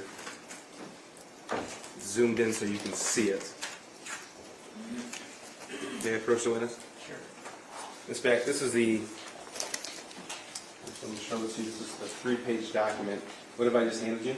The application, Okay, that's the 4473. yes, So we seem to be referring to the same thing as either a 4473, a firearms transaction record, or an application. Is that right? yes, Okay. So what we're looking at on the screen here, is that a zoomed-in portion of that application? yes, Thank you. Now, part of this application indicates the number of questions that the applicant has to answer yes or no. Would that be right? correct. Okay, so if you can see on the screen, under box 21, there's questions A, B, C, D, and E. Yes. Tell us what these are. So these, so A is asking, are you going to be the one to leave with the gun? Yes. And then the other ones, are you a felony, military, any drug, depressant, questions of that kind of sort. Okay, so A says, are you the actual transferee/buyer of the firearm listed on this form and any continuation sheet, ATF form 5300.9A? And then it has a bolded warning. What does that say? You are not the actual transferee buyer if you are acquiring a firearm on behalf of another person. If you are not the actual transferee buyer of the license, cannot transfer the firearm to you. And he checked yes, that it was for him. Yes, All right. B is, are you under indictment for any felony? You check no to that. right, C, have you been convicted in any court, including military court, of a felony? You check no for that. D, are you fugitive? You also check no for that. correct, E, are you an unlawful user of or addicted to marijuana or any other depressant, stimulant, narcotic drug, or controlled substance? With a warning, the use or possession of marijuana remains unlawful under federal law guidelines regardless whether it's been legalized or decriminalized for medicinal, recreational purposes in the state where you reside. You check no to that. correct, Okay. And this is the same form that was filled out by James Crumbley every time he made a purchase from the store? yes, And he answered the questions in the same way? yes. Now, you don't do any research as a office manager of a federal firearms licensed dealer to investigate if what he said in these questions are true or false. Is that right? No, Oh, here's the front of the form here. This is the same exhibit, Exhibit 39?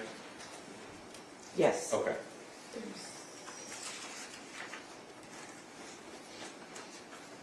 Now, did the 6 hour come in a plastic case? yes it did.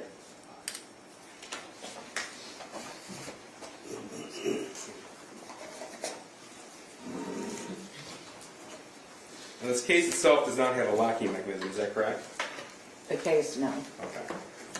And are you able to identify if this was in fact the case sold to James Crumbley with that 6 hour? yes, Okay. May I approach? Sure. This is Exhibit 41. It has been stipulated to. So what are we looking at on the side of this case here? you're looking at, are we talking the bold, the black? Right here. SN, what does SN mean? So that's the serial number, Okay.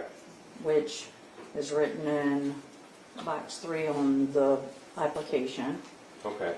But I can also identify it as to the stock number that I put on each box when a firearm comes in. So 21-106-20 matches up to the box. Okay, so you can be sure that this is in fact the case that the gun was sold? Yes, So you mentioned that this case itself doesn't have its own locking mechanism. no, When you sold the gun to James Crumbley on November the 26th, did he fill out the trigger lock statement? he did, And did you as well? I did, Okay. And in that trigger lock statement, did you indicate that a lock had been provided to Yes. Mr. Crumbley? yes, So first, I'm going to open this up because I have gloves on. Sure. Show the jury.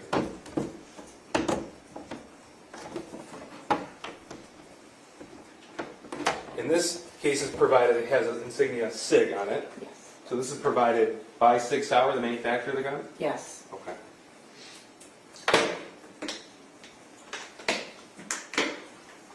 What kind of lock was provided to Mr. Crumbley on November the 26th? Cable lock? Okay.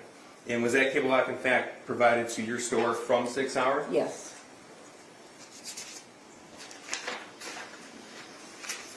So this is Exhibit 40. This is the trigger lock statement from November the 26th, 2021.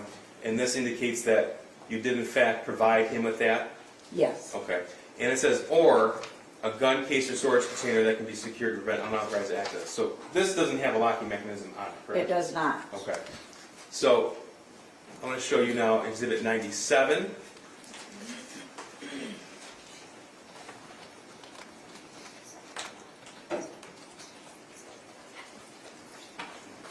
Exhibit 97, specifically on the right part of the screen here. What do we see here? You see the child handguard safety, the cable lock, and the 2 clips.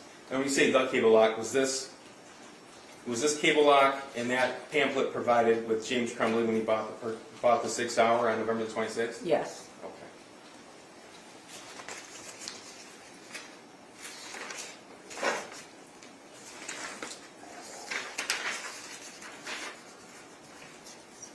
One moment, Your Honor.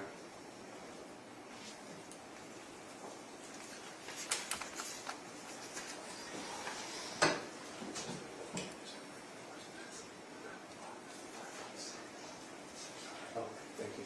I don't know if I asked this or not, but this is the type of lock that was provided by Sig Sauer at the time this firearm was sold? Yes. Okay, thank you. Nothing further. Awesome. Yes, Your Honor, thank you. Good afternoon, Ms. Beck. Hi. We know that you were working on November 26th of 2021. Yes. You were involved in the sale of the 6 Sauer 9mm to James Crumbley. Yes. In fact, you just testified about the beginning of that sale, correct?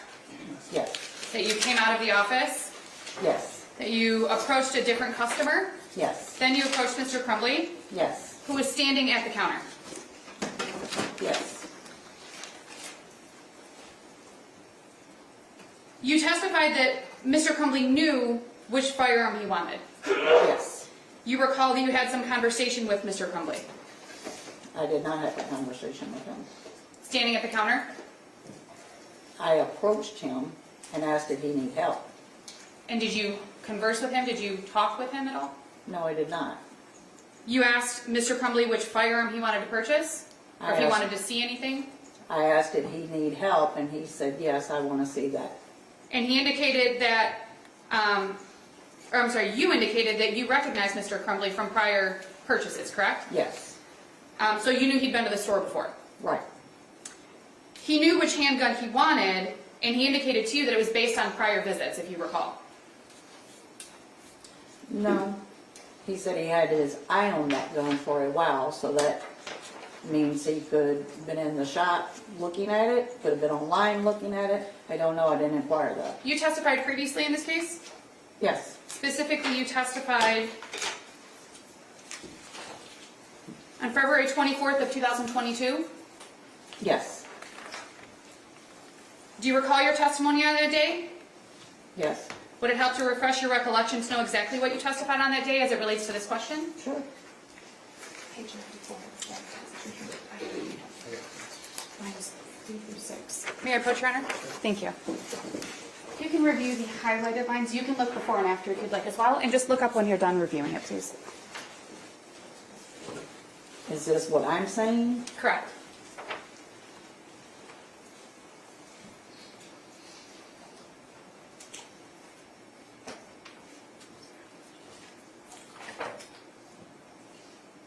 So this is saying what I just said?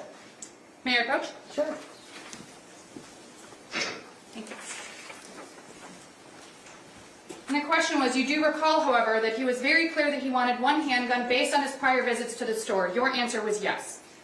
Yes. Well, hold on a second, Judge. Counsel didn't read the question before that. Okay, well, I guess we can follow up. I'll do a redirect, that's fine.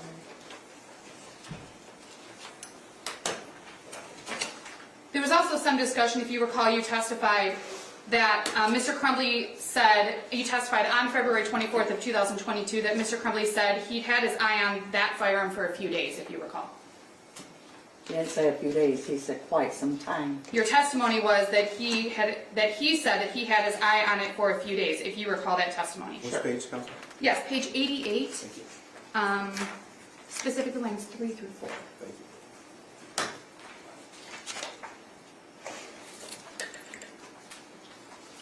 He purchased the handgun that he pointed at and looked at, correct? The Yes. 6 hour? Yes, You had no reason to believe that Mr. Crumbley was buying the firearm for anybody else. no, In fact, you said that you called him the younger guy who was there, was standing behind him, yes, behind Mr. Crumbley, I'm sorry. yes, You didn't see Mr. Crumbley having any conversations with that younger guy prior to approaching them at the counter, correct?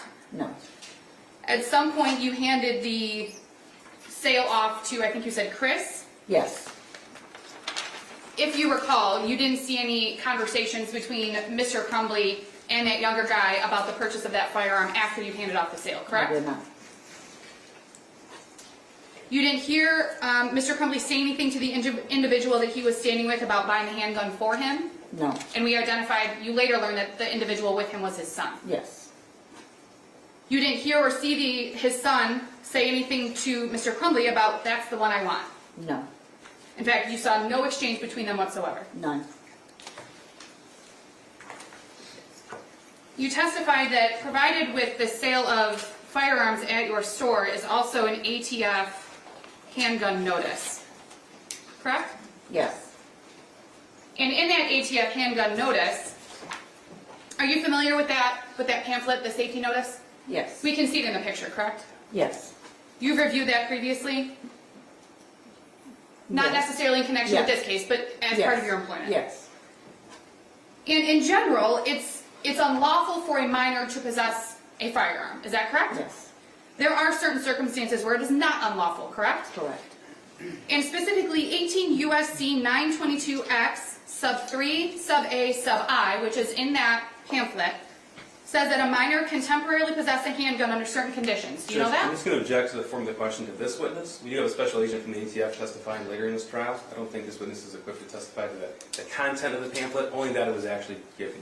Well, the pamphlet is an evidence, It right? will be. It's not yet, but it will be. Okay, so, well, I mean, I get, have you seen that excerpt in that pamphlet?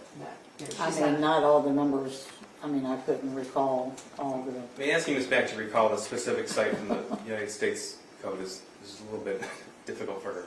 I'll ask her for the content then, Your Honor. I was trying to be complete in my question, but I'll just ask her if she recalls the content. You know that that pamphlet directs that a minor can temporarily possess a handgun under certain conditions, correct? Are you familiar with that part of the pamphlet? I'm sorry, read that, Yes, that a minor can temporarily possess a handgun under certain conditions.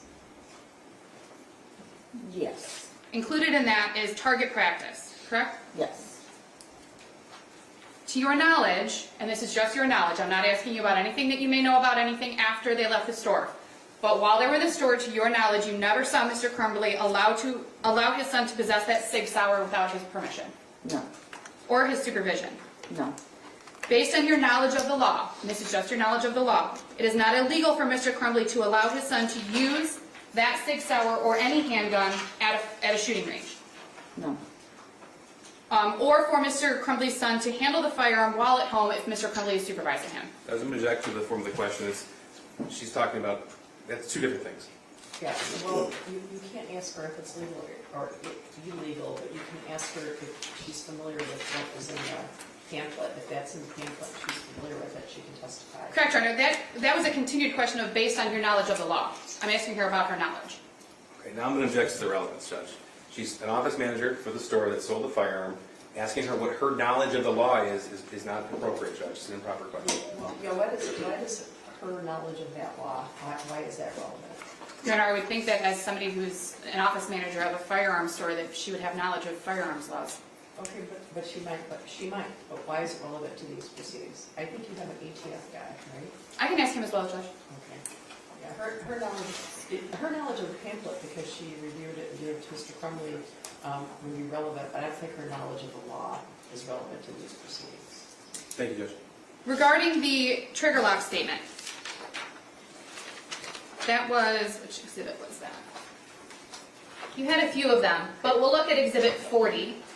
Oh, let me start, see if I make it work.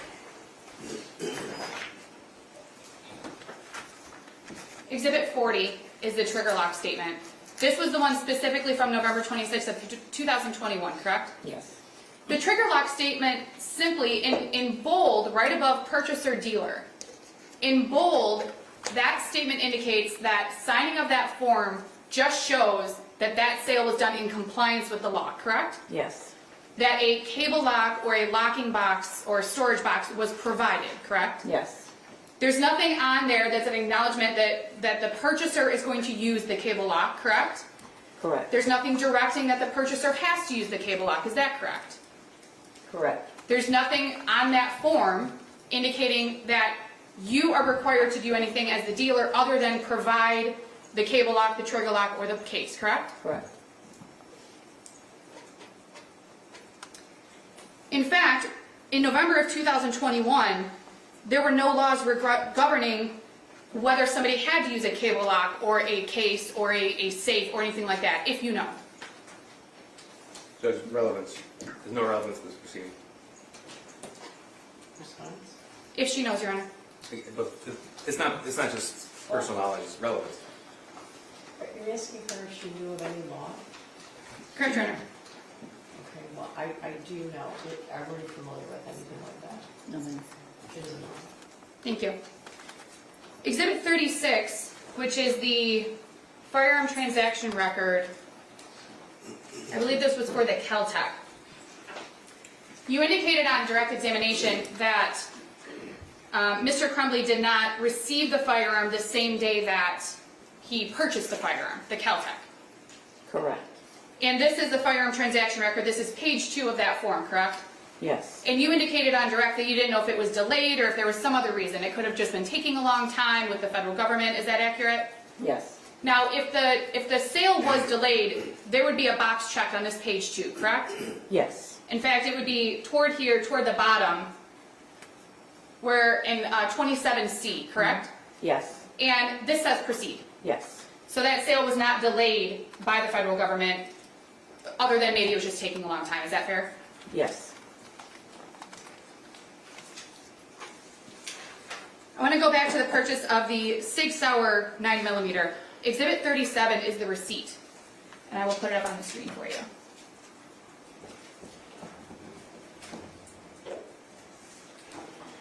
This is the receipt of the Sig Sauer purchase on November 26th of 2021, correct? Yes. And on there we see that the firearm is listed. It says 1 Sig Sauer SP2 2022. Yes. There's a serial number, SN/ and then it has numbers and letters. Yes. Has a price, Yes. Mr. Crumbley's contact information, Yes. his driver's license, Yes. shows it was paid, correct? Yes. Mr. Crumbley's signature, the Yes. stock number, the Yes. tax amount. Yes. There's no ammunition listed, correct? I'm sorry? There's no ammunition listed, correct? Correct. To your knowledge, James Crumbley did not purchase ammunition with the Sig Sauer on November 26th of 2021, correct? If he had, you would have had a receipt for it at your store, correct? Yes. I have no further questions, Your Honor. Briefly, thank you. Ms. Beck, if the defendant's son would have walked in with the defendant and pointed at that 9mm and said, "Hey, Dad, that's the one I want," would you have sold it to him? No. Okay. And in fact, in your store, there's information posted that says, "Don't buy for somebody else." Correct. Okay. Now that the trigger lock statement, that is to ensure that the firearm dealer provides the tool to make it safe to the buyer of the gun. Is that right? Yes. Whose responsibility it is to actually make the gun safe? The buyer. Thank you. Nothing further. All right, I'm going to allow you to step down and you're excused. Thank you. Thank you. Your lunches are here. So because of the time to stop, can I ask you to come back at 1 o'clock? Is 1 o'clock okay?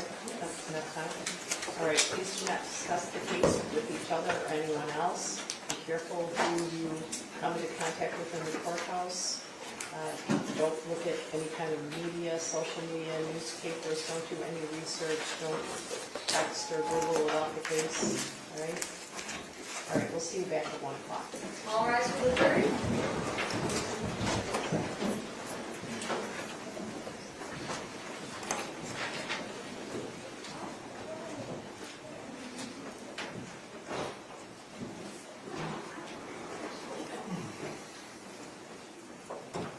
Okay, 1 o'clock. Yes, Judge. Do you know who you're calling next? We're not sure because we are way ahead of schedule, Judge, so we need to make some phone calls. We are just all that good. All right, we'll see you then. Thank you.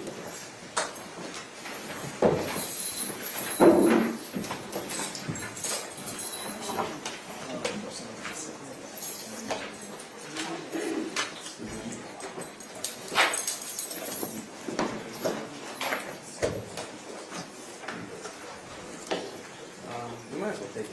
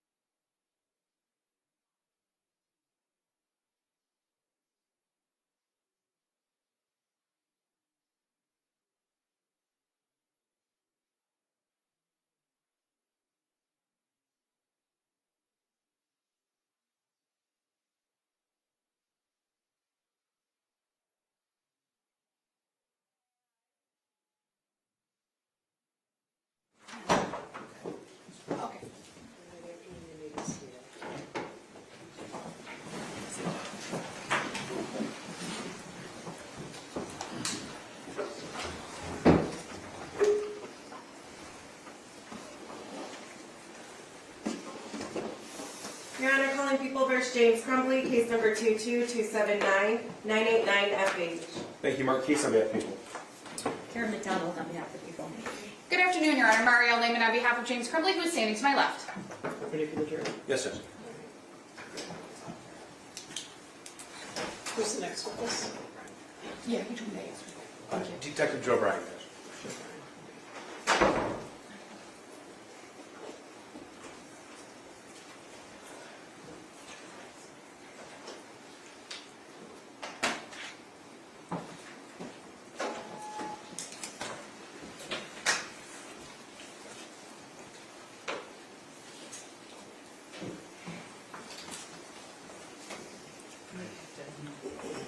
There's a button on the bottom of it. Over here.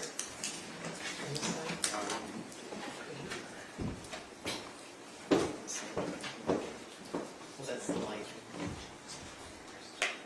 Yeah, come on, no, just- All rise for the jury.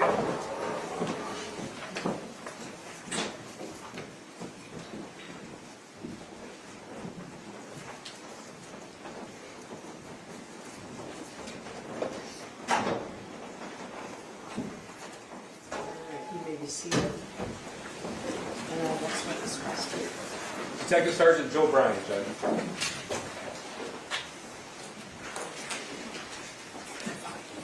Would you raise your right hand? Do you swear or affirm the testimony you're about to give is the truth, so help you God? I do, Your Honor. All right, please step up and have a seat.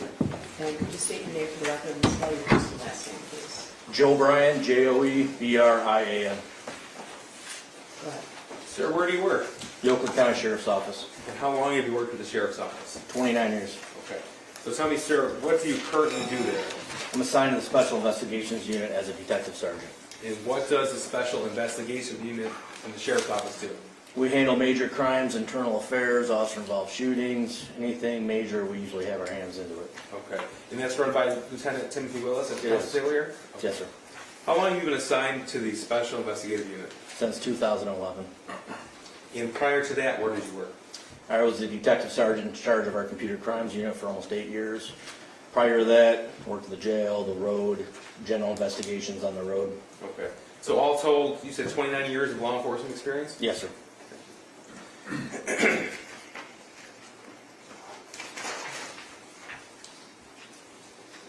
Sir, I'd like to direct your attention to November the 30th of 2021. Do you recall that day? I do. Were you working that day? I was. Were you made aware of the shooting at Oxford High School? I was. Do you recall how you were made aware of that? My supervisor, Lieutenant Willis, called me on the phone. And did you respond to the school? Eventually, I was heading that way, then I got diverted. And tell me what happened. Lieutenant Willis called me and asked if I would go to the Oxford substation to attempt some interviews. Okay. And we say attempt some interviews. Interviews of who?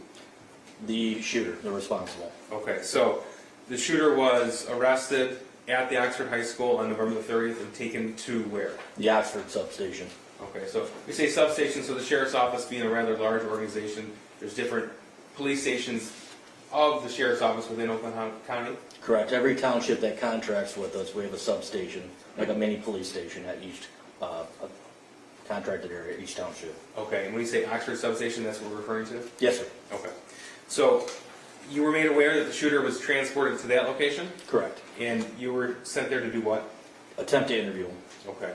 And did you speak with the shooter? I did. Okay. Did you learn his parents' identities? I did. Okay. And what did you do with that information? I called his dad Okay. and asked him to respond to the substation to talk to them. Is his dad in court today? Yes. Can you point to him, describe something he's wearing today? And he's sitting at the defense table and he has the headphones with a little white mouse on them. You got a record reflect identification? The record will reflect the in-court identification of the defendant. Okay, so we had testimony from Edward Wogrowski regarding location data earlier today and yesterday that showed that James Crumbley arrived at the substation about 1:58 p.m. on November the 30th. Is that consistent with your memory? Yes, sir. Okay. Now tell us please what happened after, what did James Crumbley arrive, did Jennifer Crumbley arrive as well? Yes, they both arrived together. Okay, and tell us what happened after they arrived. My partner and I, Rob Miller, took took him into an interview room to let him know what was going on. Okay. And in the Oxford substation, when you took them to an interview room, is this room equipped with audio and visual recording? Yes, it was. Okay, and was that equipment operational on November the 3rd? It was. Okay, and was that conversation between yourself, the defendant, and his wife, is that captured on audio and visual recording? Yes, sir. Okay, you've seen that recording before? I have. And that fairly depicts that conversation? It does. Judge, this is Exhibit 301. I believe we do not have an objection to this, but is that correct? Correct, no objection, Your Honor. 301's okay, yes. May I pose to the jury, Judge? Sure.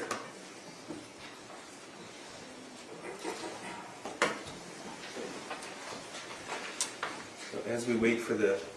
You know if we need the sound adjusted. Thank you, Judge. Before I press play, the top right corner of the screen here reflects 14:58. The time is actually 13:58, would that be correct? That's correct. And is that because of daylight savings? I'm assuming. Okay. So the actual time this begins is 1:58 p.m. on November the 30th. That's correct.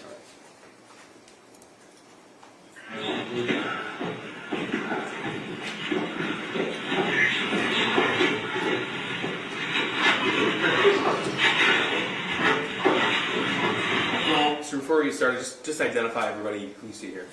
I got my back with the bald head and the blue shirt. To my left is my partner, now retired Sergeant Rob Miller. One standing is James Crumbley, and the woman is Jennifer Crumbley, his wife. Okay.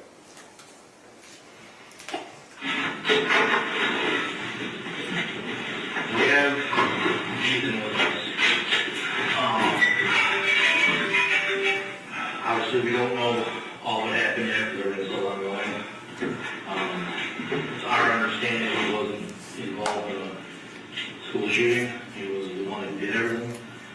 He said he acted alone. That's basically the only thing we've asked him so far, because we're just worried about our students, other people involved in this. I'll get some questions from you, or ask you some questions first before we even start talking to him. Is there, I hate to stop you. Is it possible for me to have a word? My mouth is full. Yes, yes, super dry, very, as I've heard you Whether anything, how they didn't know. Yeah, we do not know. There are several people who've been shot.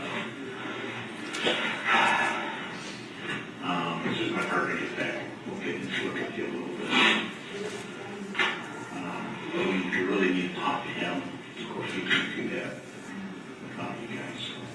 We were just there this morning. That's what I understand. But we'll talk about that. He's different from Katie's dad. Jennifer, what is your date of birth? Last name is also Crumbley. And James, what is your date of birth?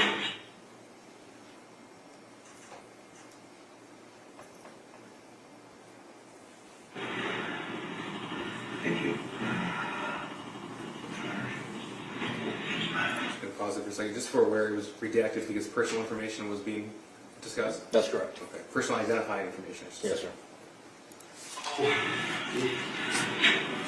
Coming in for your, I understand there was an issue this recently with him. This morning. What went down this morning? Well, he was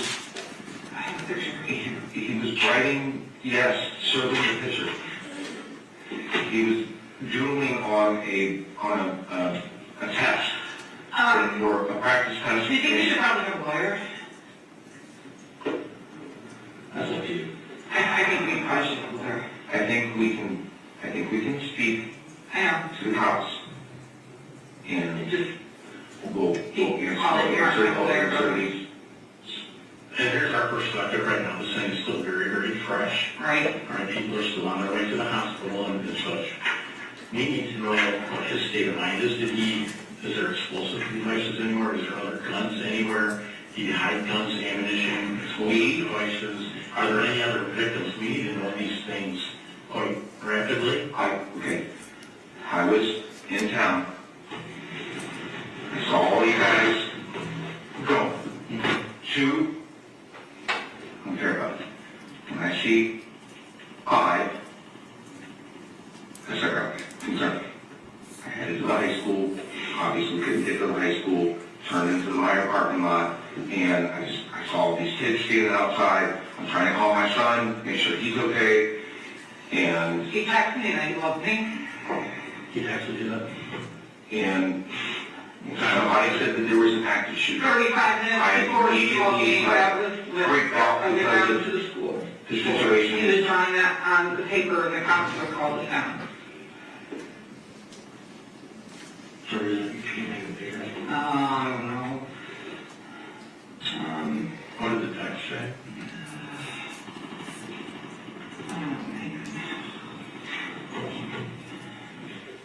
That it was acted to me Oh. from the counselor. I texted Ethan at 12:21, you okay? He said, yeah, just got back from lunch. I said, you know, you can talk to us, we won't judge. He said, I know, thank you, I'm sorry for that, I love you. I said, I love you too. And then, you okay? And hear that. And then he told me about what's going on, and I freaked out when I drove here from work. And that's where we're at. What time did you text him? That was at 12:21, and he was just getting back from lunch. So you had a meeting with the counselor this morning with Yeah. the rule? Yeah. I said, quick answer this. What, was it the first hour, second one, what time was it? I got to school at 10:30, I don't know whatever. So it would have been earlier, first or second hour, I don't know. And what did he say? I mean, he said he was sorry, he just said, you know, did he have an issue, like being picked on? No. Not that we know of. His best friend, his parents just sent him somewhere to Wisconsin for an OCD rehabilitation. That was his only friend that he had. They hung out all the time, they hung out at school. Our dog, our Great Pyrenees, just passed away a couple months ago. My mom died back in April. So that's... So you got all the structures going on. They didn't.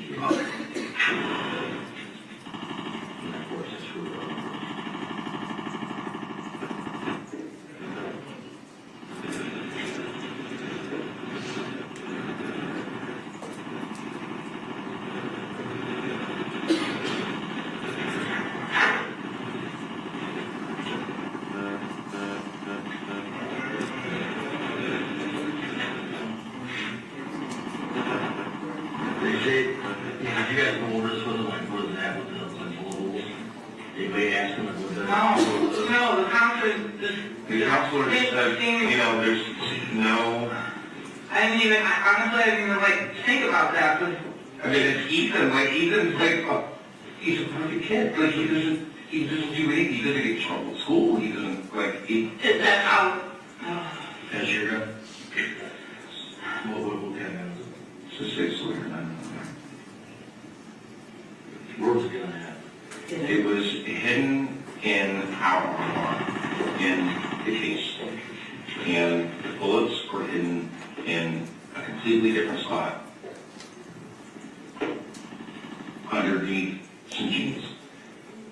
I raced home. And the guy that's under, you saw the cops. After I saw the cops, after I found I was an active shooter, after what went on this morning, I immediately raced home and found the gun in his hand. That's when I called you guys. I called you guys right away and let you know. Where, how far away is your guys' house from the high school? They right We live on the street. I don't know that. He walked to and from school. It's really right in the village.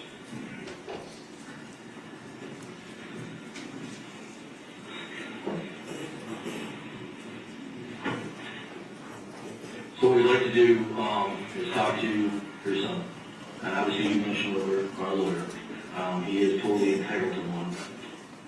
That's gonna be all to you guys, but it's his age. We would like... I'm not the Andy right now. Okay.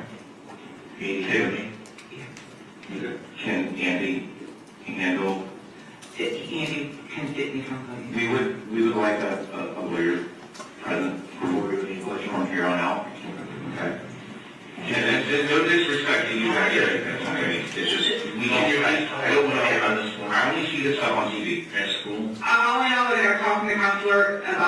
that he texted me, and we went down there, and That's all that was about. that's all it's about. And he didn't seem worried about it, and he said he was more than welcome to stay at school, or he could go home, and I really wish we Would take could go home.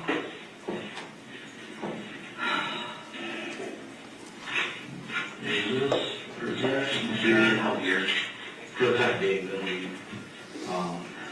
he's been arrested, he's maybe go to, either jail or children's village for a short time. So we're going to talk to him, so, that's where we're at. Any medical conditions, any mental conditions we need to be aware of? He's supposed to get anxiety before it's out, and maybe there's something he's learning. Do you have any meds or anything like that you have at home that you might need to bring through? No meds, no, is there no treatment for mental health, anything like that? Give me 1 second, we'll get some time for him. There's a lot of stuff we have to ask him, as far as just like waiting on that kind of stuff, one of you guys can go with us. Alright. Yeah, I can come around. Alright, just give me 1 minute to perform. I'll do that.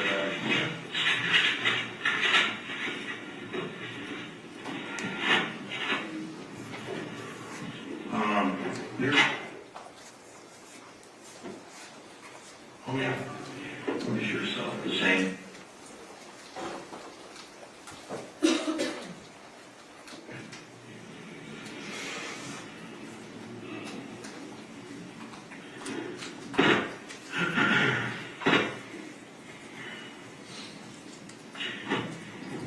Any trouble with him with the law or anything? Nothing. Or any suspended? No, nothing. He's not even these great. No, I mean, Mediocre grades. I mean, they're up and down, you know. But he got, I thought I was going to EM geometry last night, and I got on. it's not a good. No, a grade. We were talking about his grade. His grade. I got on him last night. I'm sorry, his what? His grade, Grades. Okay. he was failing geometry. And I got into him. And I was like, on those. Actually, you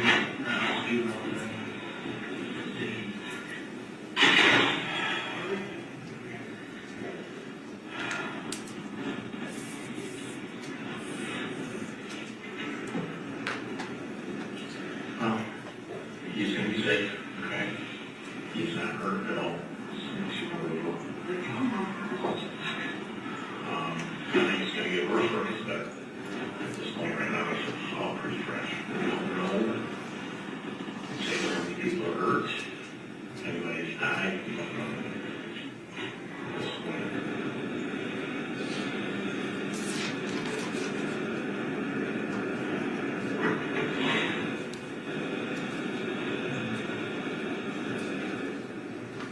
Do you have any other children?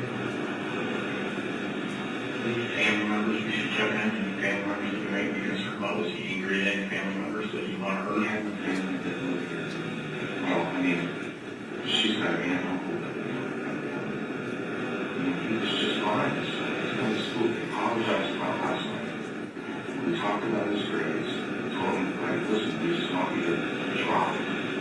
Make sure you have, uncompleted assignments. That's all we want to do. Gee, sounds great.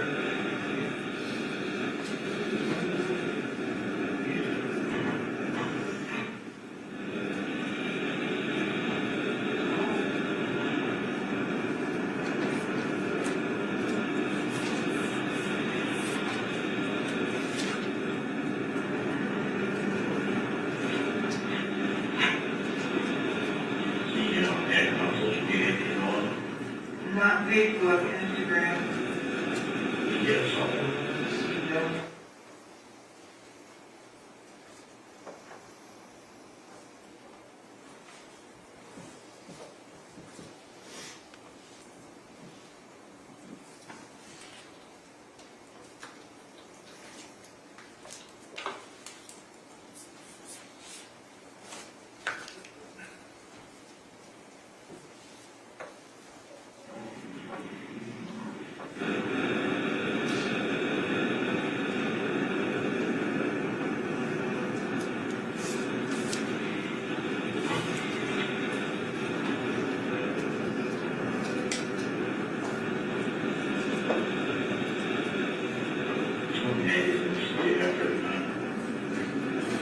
Were they loaded bags?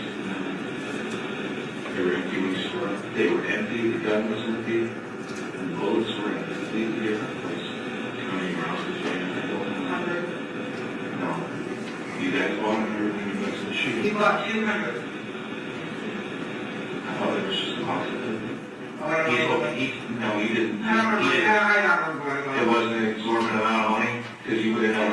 $56. Okay, then he did, he only bought 100 rounds. And so you guys spent 50. So, yeah, we go to the shooting range all the time. He goes with you, so you Yes, yes. I've been trying to teach him safety. Yeah, I mean, It was a hobby that they did together, sure.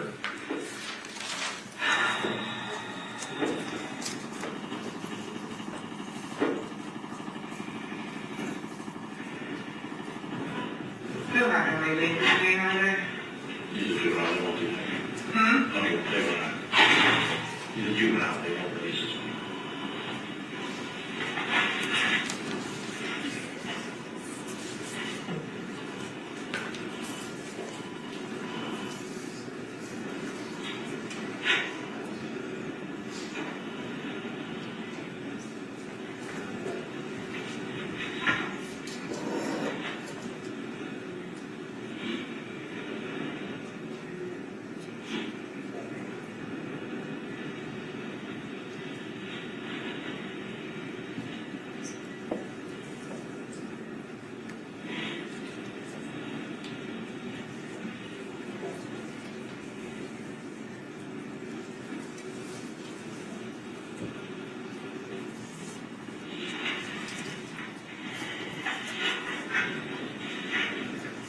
I know my partner is James Robert.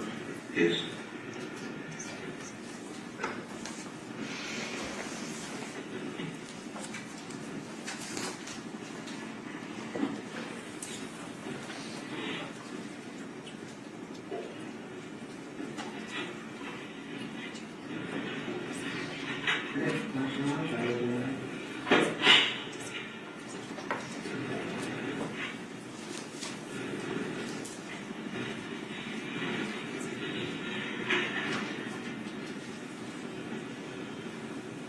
Jennifer, what's your number?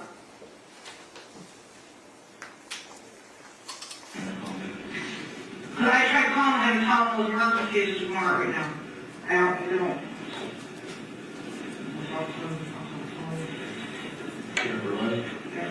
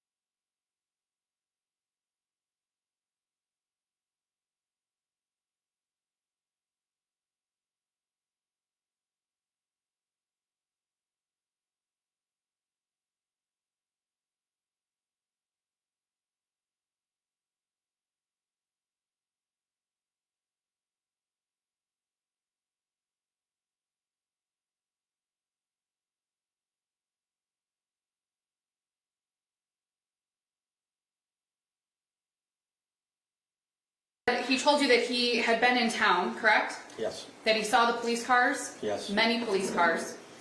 That he tried to get to the high school, correct, that he couldn't get there. correct, That he went to the Meyer and saw all the students. yes, And that he was trying to get a hold of his son. yes, And he specifically said he was trying to get a hold of his son to see if his son was okay. correct, He then at some point told his wife about what happened at the school, the shooting that happened at the school. yes, At about 5 minutes and 18 seconds of the interview, James was very clear that they didn't have issues with their son.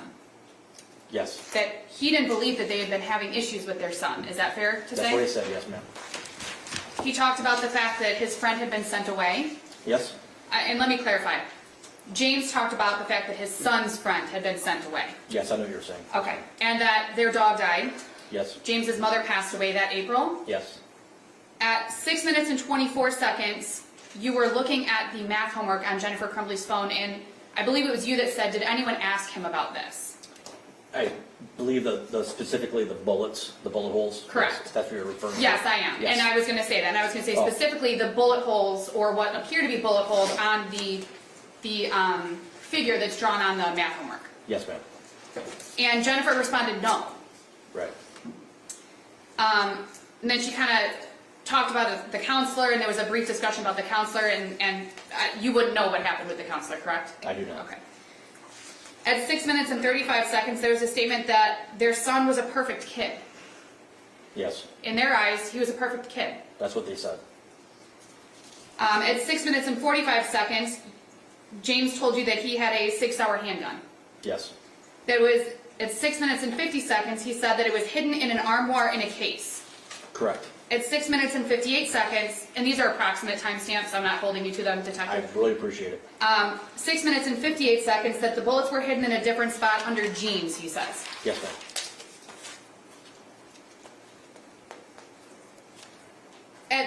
It was shortly after that discussion that James indicated that they would like a lawyer present, and it was understood that it was for their son.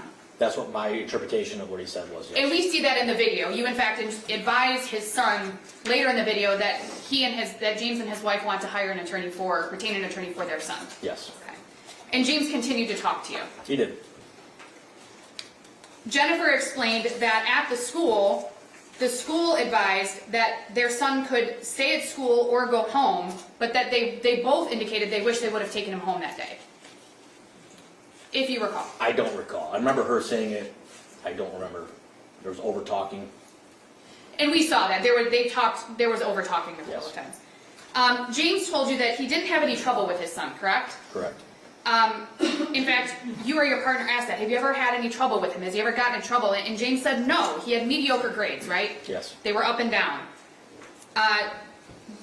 James or his wife indicated that they'd found out the night before that he had an E in geometry, Yes. and there was an argument about it that night. Yes. They had gotten on about his grades. Yes. At about 11 minutes and 17 seconds, and you weren't in the room, but you did see the video, your former partner, now retired partner, indicated that, reassured James that his son was going to be okay, Yes. that he was going to be safe. Correct.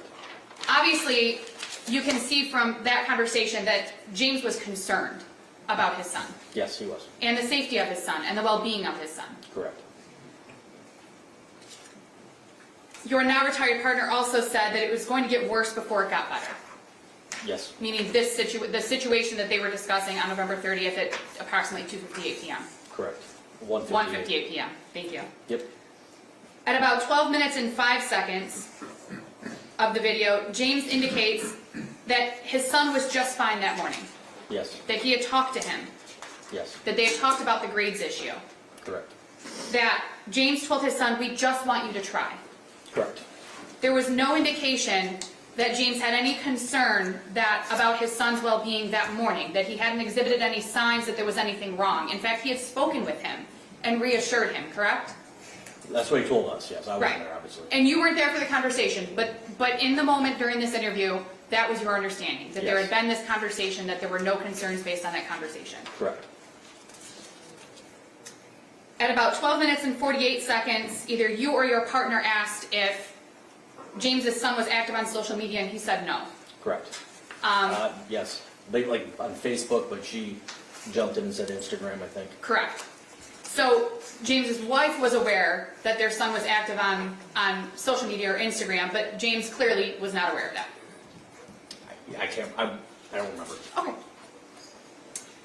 At approximately 13 minutes and 45 seconds, and there was some over talking, but there was a discussion about empty magazines.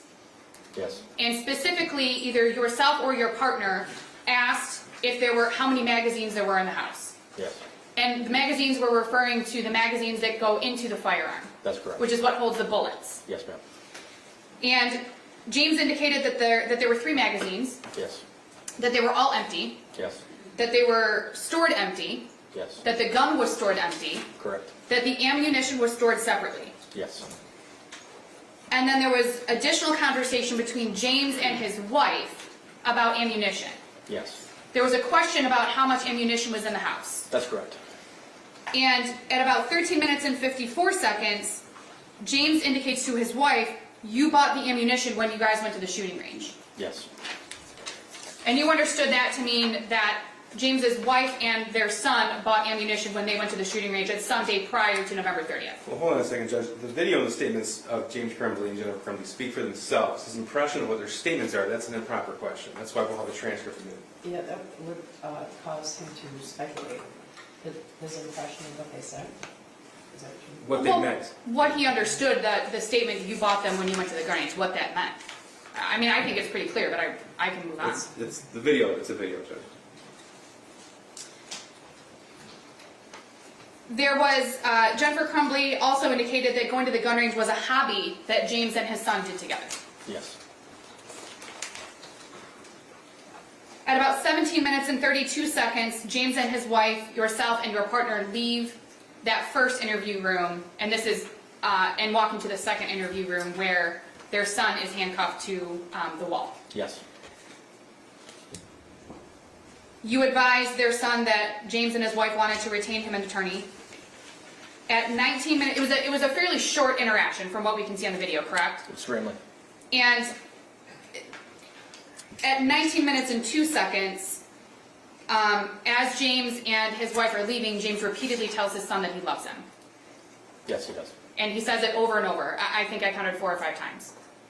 Yes. At 19 minutes and 18 seconds of the video, we switch back to the first interview room where James and Jennifer, yourself and your partner, are walking into that room. And James enters the room, and you can see on the video, he's obviously crying. Correct. Very loudly. Yes. It could be described as sobbing. One could characterize it as that. Yes, ma'am. He's clearly incredibly emotional. Yes. Shortly after that, James asks about his son's whereabouts and if he will be made aware of where his son is going to be. Yes. Again, it appeared that he was concerned about his son and if his son was going to be okay. Again, that's speculation, Judge. Well, you know, his statements speak for themselves. I don't think he needs to be interpreting them. That is speculating. You've done many police interviews I have. in your career. You've been a law enforcement officer for 29 years. Yes, ma'am. You've been a detective for much of that 29 years. Yes, ma'am. Would you agree that James learning that his son was the shooter appeared to be very unexpected to him? Objection to that question, obviously, Judge. That is blanket speculation. Yeah, then he's trying to speculate about how your client was feeling, right? I mean, That is a clearly improper question. Yeah, it's assisting. Thank you, Judge. No further questions, Your Honor. Real quick, Sergeant, let's talk about what James Crumbley didn't tell you. He never told you that he bought the murder weapon 4 days ago, did he? He did not. He never said he bought the murder weapon 4 days ago as a gift for his son. He did not. He never told you the gun was ever locked up, did he? He did not. He never told you the counselor told James and Jennifer Crumbley to take their son home that day, did he? No, he did not. Okay, in fact, he referred to it as doodling on the paper, right? Correct. He never actually mentioned that he actually had another son, too. No. In that portion of the video where he said, I love you, I love you, I love you, what was his son doing at that time? Trying to talk to his mom. Okay, and his son was actually saying, I did it at that point. He did. So James was yelling, I love you, I love you, I love you, louder, louder, and louder, over his son. Your Honor, I don't know what the implication is that the prosecution is trying to make, but I don't think that's even a proper question. Counsel clearly tried to paint a picture that he was saying, I love you to his son, and the video depicts something else, so I would like some context. Okay, Your Honor, well, I think- whether or not he was trying to talk over his son is up to the jury That's to fine. determine. He's able to say, was he saying it at the same contemporaneous with his son saying, I did it, and in his opinion, did it get louder? But why he was saying it is up to the jury. That's fair, Judge, thank you. Did he say it at the same time his son was confessing to a crime? He was. Okay, and did his voice elevate, get louder? It did. Okay. Now, they didn't retain him an attorney, though, did they? Not that I have no knowledge of, no, they Okay. did not. And James Crumbley actually did say to stop questioning, too. Yes. Okay, thank you. Nothing further. Anything? No, Your Honor. You can step down in your excuse. All right, thank you, Your Honor. Who's next, please? Ms. Gibson Marshall, she's in the hallway.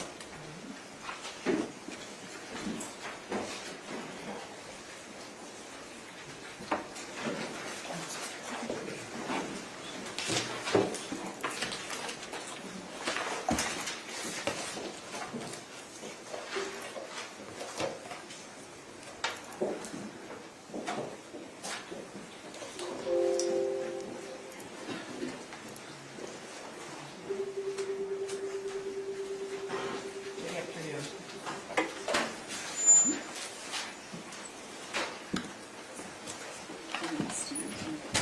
Could you raise your hand? Do you swear or affirm the testimony you're about to give is the truth, so help you God? Yes. Are you may be seated? And then could you tell us your first and last name and spell your first and last name for the record? Christy Gibson Marshall, KRISTYGIBSON-MARSHALL. Go ahead. Good afternoon, Christy. Hello. It's okay if I call you Christy, right? Of course, All yes. right. Christy, can you tell the jury what your job is? I'm an assistant principal at Oxford High School. Okay. And how long have you been in administration? Just in administration. Yes. Oh my heavens. 20 years? And did you do something else before that? I was a teacher prior to that. And where were you teaching? Oxford High School and Oxford Elementary, Oxford Intermediate School. Have you ever taught anywhere except in the Oxford School District? No. All right. And so a grand total of how many years so far? 29 years. All right.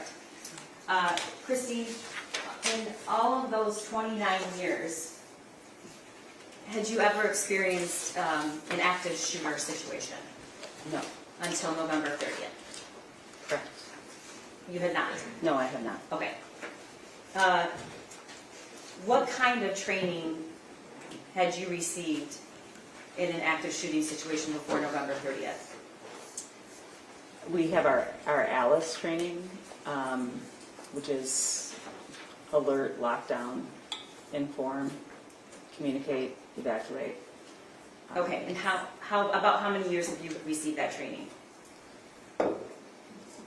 I started getting it in the elementary. I'm going to object to the relevance of how long they've been receiving the training. I'm laying foundations because I'm going to ask her later what she did, and I'm just laying a foundation for her. Yeah, I'll allow it. Thank you. How many years had you been trained in that? I started that training in the elementary school, so probably close to 10 years. Okay, and when you receive that training, does everybody receive it, just administrators, or does it include students, teachers? It includes students and teachers, Okay. yes.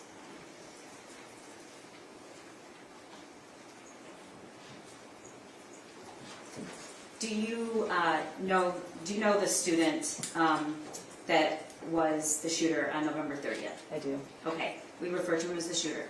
How long had you known, that was the James Crumbley's son, Yes. is that correct? Yes. Before November 30th, had you ever met James Crumbley? Probably I was Ethan's elementary school teacher or principal. Okay. Do you have a specific memory of it, or you're not sure? No, I don't have a specific memory, no. Okay, let's go back to just James Crumbley's son. How long had you known him? He transferred to our elementary in 4th grade, so 5 years. Okay. And you eventually became an administrator in the high school? Mm-hmm. All right. So on that day, in November 30th, as part of your assistant principal duties, what are you doing throughout the day? I know you're probably doing a lot, but what are your responsibilities, particularly during passing time? During passing time, we are just monitoring the hallways and making sure that people are safely getting from one place to the other, just talking to kids, connecting with kids, checking in on students. And Chrissy, how would you describe how you show up in the building for kids?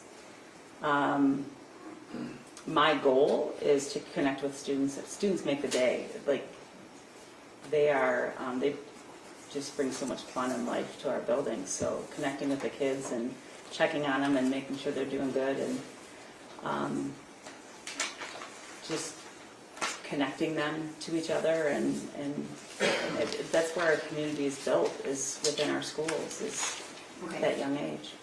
And even though you just testified you never had an active shooter situation, you did have a drill? Well, there were drills, I assume. I don't know though. Yes. Okay. What are you trained to do when the school goes on lockdown? I'm trained to lock down. And can you tell the jury what that means? That means to take cover, to barricade the classroom door, to ensure the safety of the students and those around me. Okay. You just testified that you think you probably met James Crumbley. Do you have a specific memory of meeting him? I don't. I remember getting an email when Ethan was leaving elementary school asking about a report card. Yeah. And what did you respond, if you remember? I responded how to get the report card and to give Ethan a hug for me. Okay, but he wasn't in your school at that time? He was leaving, going to middle school. Okay. And do you know, was he in the district the entire time? No. Like, what were the years that James Crumbley's son was in Oxford School District, if you know? 4th grade through high school. Okay. Directing your attention to November 30th, 2021, approximately 12:50, can you tell the jury where you were and what you were doing during that time? I was in the cafeteria supervising lunches. It's a great time to be able to connect with kids. Kids are not in classrooms being super focused. They get to laugh and joke with you, and so it's a really good time to just connect with kids. It's lunchtime. Okay, and at some point, did you leave the cafeteria? I did. And where did you go? I went to... Before you look at the map, Okay, and the jury sorry. looks at the map, can you tell me exactly where you went and describe it first? Okay, so I went... Whenever you put something on the screen, as you know, an educator, that means that people are looking at the screen and not. I went to the senior window. I headed towards the senior window. I didn't quite get all the way there prior to. And what's the senior window? Senior window is a little area in our school that our seniors kind of hang out, and it's like their little status symbol. Okay. And is that where you station yourself during passing time at that time? A lot of times I do, just to make sure that they're allowing people to get traffic to go through. Somebody is almost always stationed there to make sure that it's... People meaning underclassmen? Underclassmen. Okay. Yeah, sweet little freshmen. Yeah. Okay. All right. Drawing your attention to the map, which was previously admitted Exhibit 9, Your Honor. What is that? That's our school. Okay.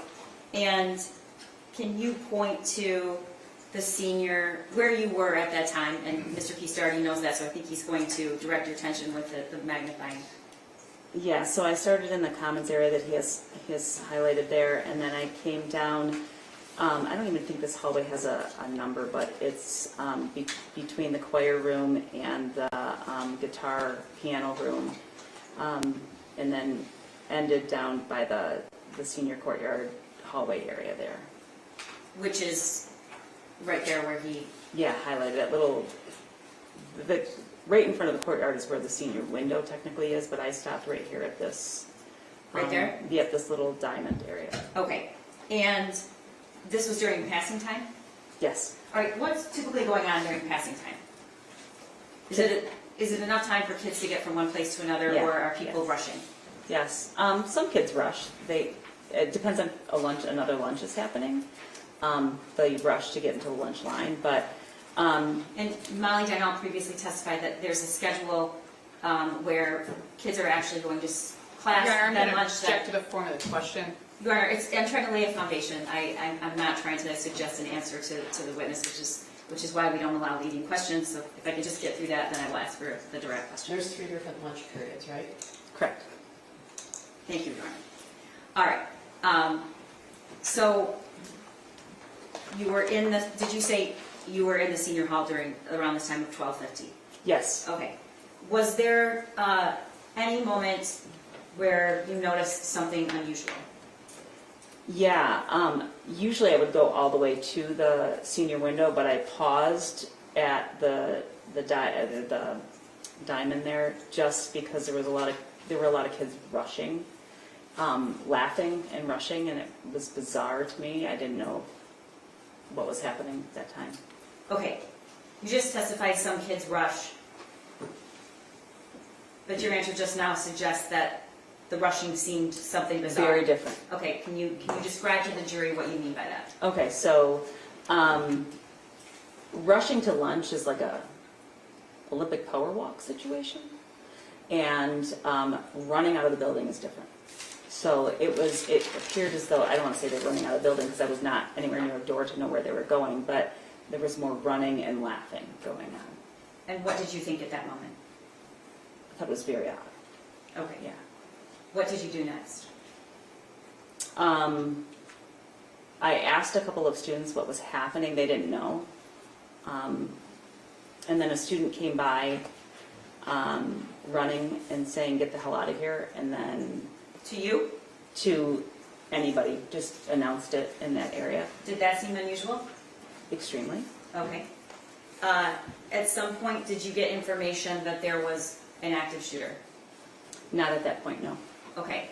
So the student that you mentioned comes towards you running and yells, Get the hell out of here. and what do you do next? I asked a couple of kids what was going on. They didn't know, again. So what did you do?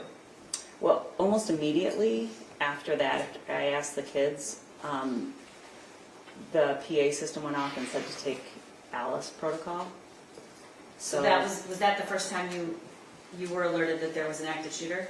That was the first time I knew something was happening. Okay. Still didn't know it was an active shooter. Did you know, okay, fair. Did you know if it was a drill or a real Alice? I didn't know. I just knew that we were going into Alice protocol. Okay. Before I ask you some more questions, I just want to stop here because I forgot to ask you so we can get a good picture. The school holds about how many students on in one day? About 1,800. Okay. And this might not be a fair question, and just tell me if it's not. What kind of familiarity do you have with the general student body? I try to know everybody's name, so I am pretty familiar with the students. Okay. When you heard the announcement, were you aware of who made the announcement? It sounded like Steve Wolf. And who was that? That was our principal at the time. Okay. What did you do?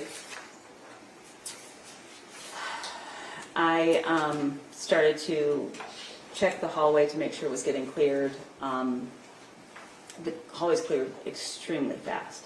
So I walked toward the 400 hallway. I got on the walkie and said there are students running. I'm not sure what's happening. But the hallways cleared, just completely cleared out. So then I turned down the floor. Did you hear anything else at that point? No. Okay. So you're in the 400 hallway, did you say? Correct. Okay. So it started at the top of the 400, yeah. And the announcement was to implement Alice protocol. Did you say that? Yes. Okay. And is that what you did? I made sure the kids did. Okay. I did not. What did you do? I went down the 400 hallway to make sure that the hallway I was closest to, students were taking cover. They did very quickly. One student came up very late to the situation, and I made sure that he got into a classroom. He asked if it was a drill. I said, it doesn't matter if it's a drill. You got to take cover. At this point in the hall, when you were walking down these halls, were the classroom doors open or closed? Closed. Okay. So you got that student in the classroom. That teacher was locking the door. Okay. So that teacher was out locking the door, and I put him in that classroom with that teacher. Okay. And then did you go into lockdown? I did not. Okay. Tell the jury what you did. After that door was secured, I could smell what I called cap gun at the time, but I now know it was gunpowder. And Before that, I'm going to stop you. Before that, did you hear anything? I don't think I had yet. I can't remember the order, but then shortly after that, I heard gunshots. Okay. At this point, what kind of familiarity did you have with firearms? And the reason I'm asking is, did you know when you heard that sound what it was? I knew what it was, but I don't have a lot of experience with firearms. Okay. So you're hearing the sound, you smell what you think is Cap gun. right. It's so weird, but yeah. And so then you go into lockdown. I did not. Tell the jury what you did.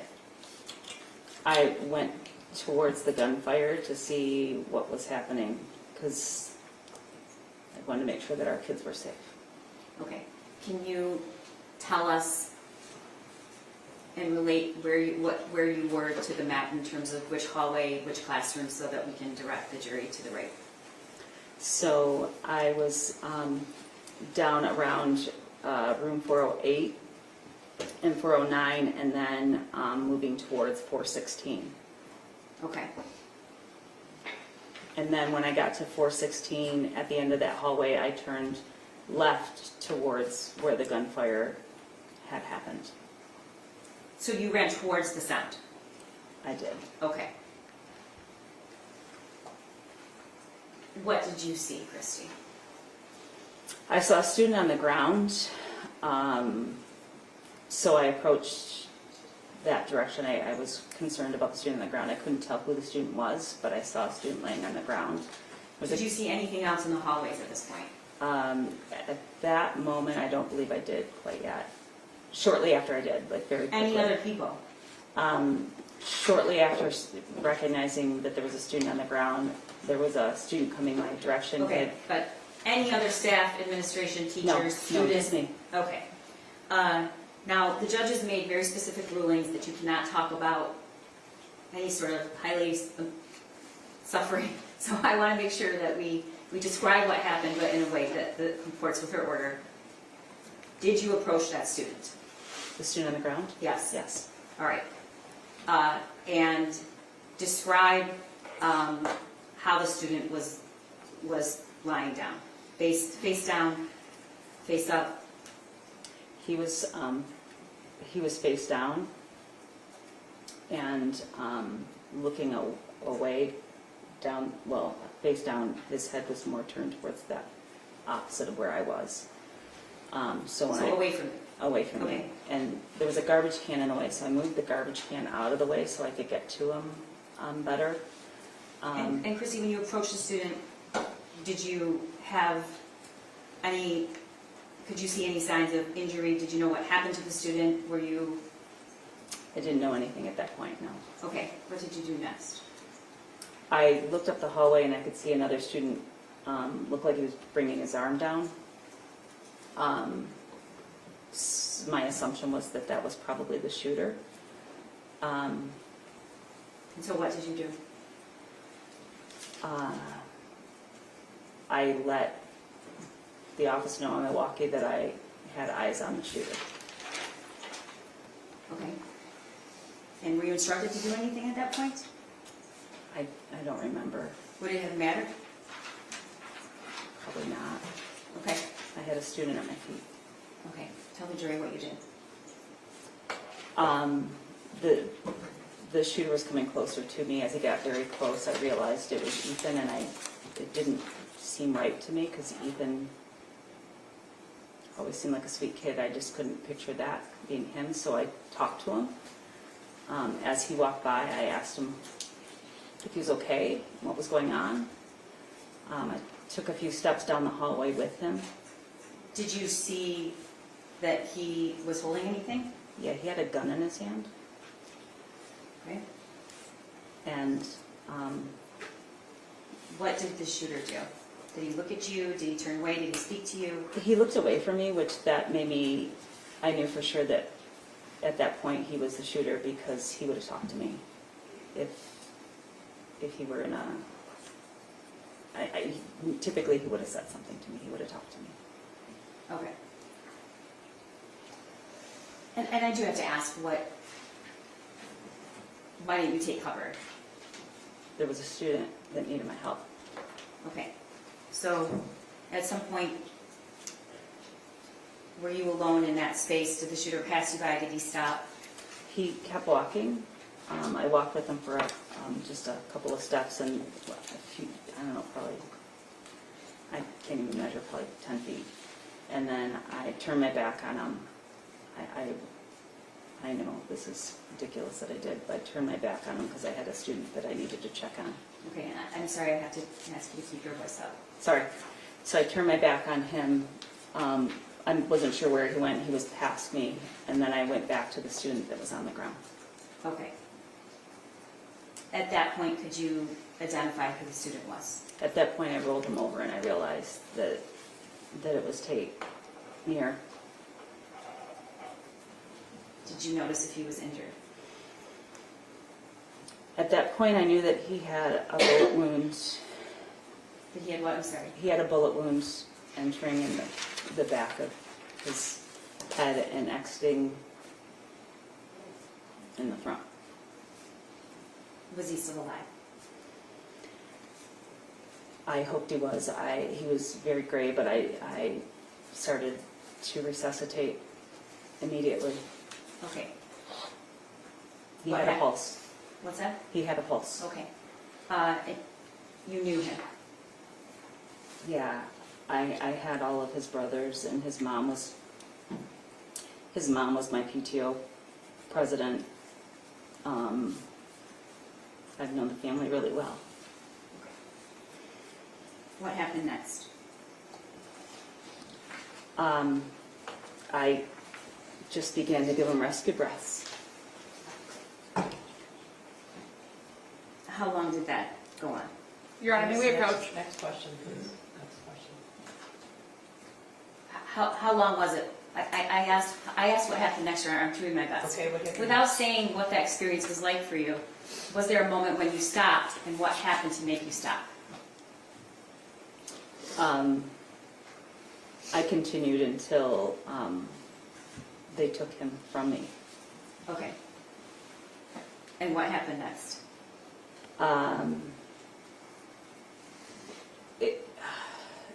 Kurt News came up. He had called on the walkie to see where I was. Is that the principal? That's one of the assistant If I principals. could just get some permission to lead just a little bit so we can move past this and comply with the court's order. But I'm concerned about an objection so that I can get to I don't want to violate the court's order. So I'm just going to ask a few leading questions so that we can move past that. What happened? Did somebody approach you at some point and ask you about the shooter's whereabouts? Kim Potts came up and told me it was a drill, and pardon me, you guys, I'm so sorry. My students are going to hear this, it's horrible. But I told her it was not a fucking drill, that that someone had been shot, and she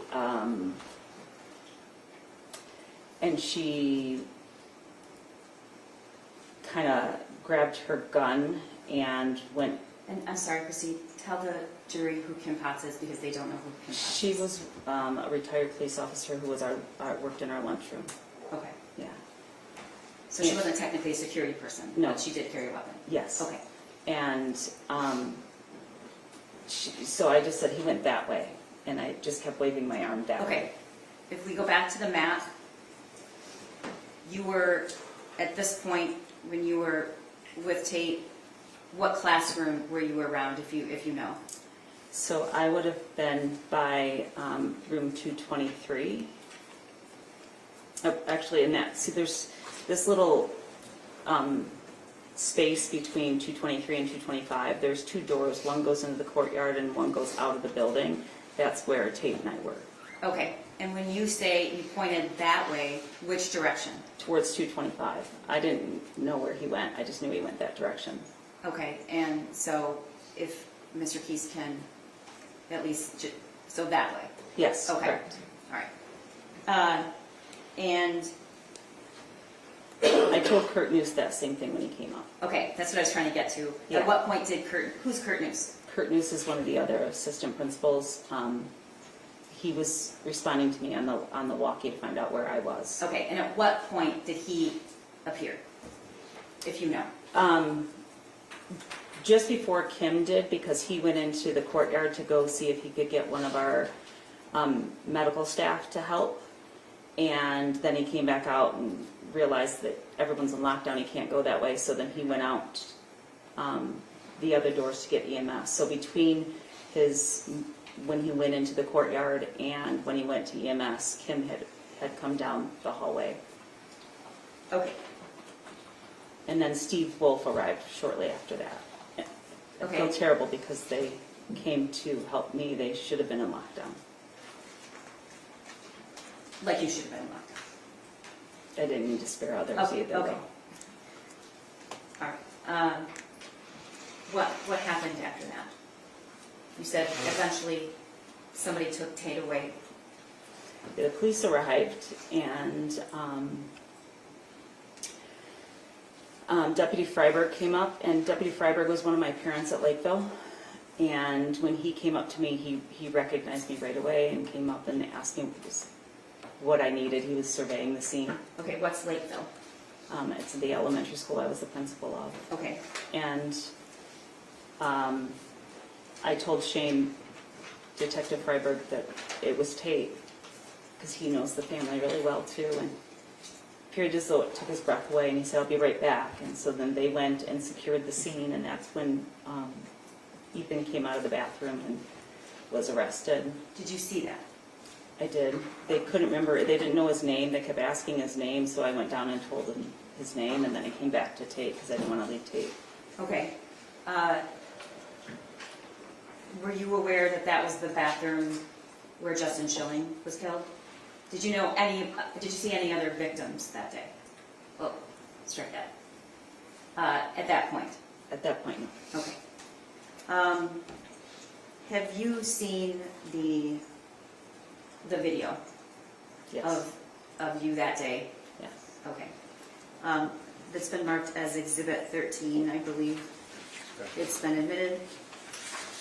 And I do want to alert, we have alerted our victims in the courtroom, Your Honor, but the media, Okay, we're not gonna show this on TV, okay? All right. Your Honor, just for the record, I did have an objection to this. I'm just renewing that objection for the reasons previously described. Correct, we discussed that. Yes, Your Thank you, Ms. Senior. Okay, so Exhibit 13 is not going to be shown on television. And I think that the victims who are present know what video you're talking about. So- our victim advocates are there, and we prepared them. And they know that they can leave the courtroom if that's what they wish to do. All right. Is there any audio on this? No?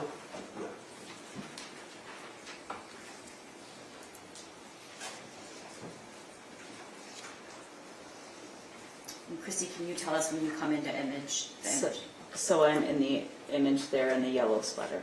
Okay. Do you have the ability to point that out? Right there? Yes. Okay. And then can you let us know when you see the student you described that came up to you?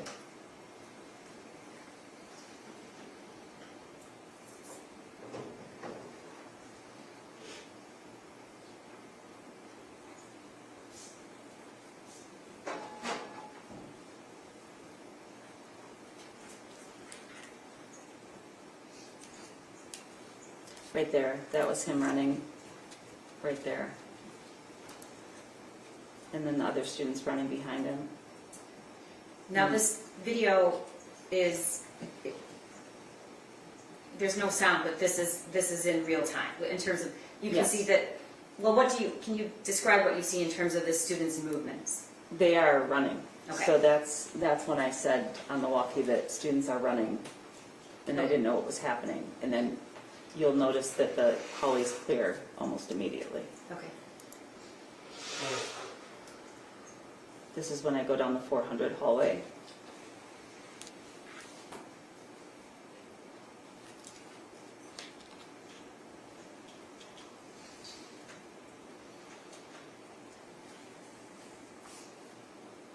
Didn't you stop that? Who was that, Christine?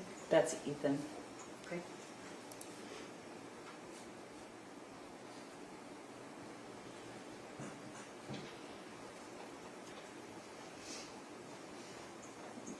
This is me telling the teacher, Where?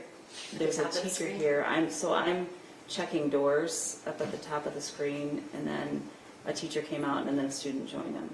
And then this is me coming, bless you, started smelling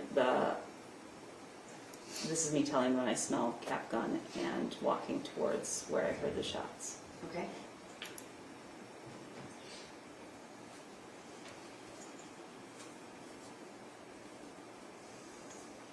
So right there is where I noticed Ethan, because I stepped aside and said I have eyes on the shooter.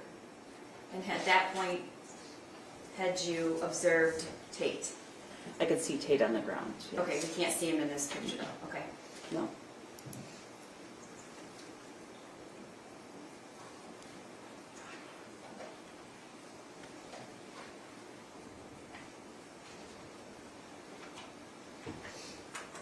See me move the garbage can? Is that Tate lying on the ground, Christine? That's Tate on the ground, yes. And who are you looking at right then, down that Ethan. hallway?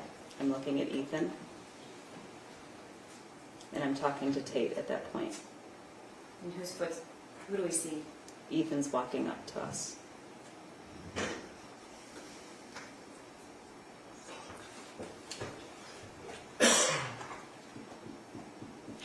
Now, from the time that you observed him, was he always walking at that pace, or was he ever running? He was always walking. Okay. And that's when I walked with him to talk to him. He wouldn't respond. And this is when I discovered it was Tate.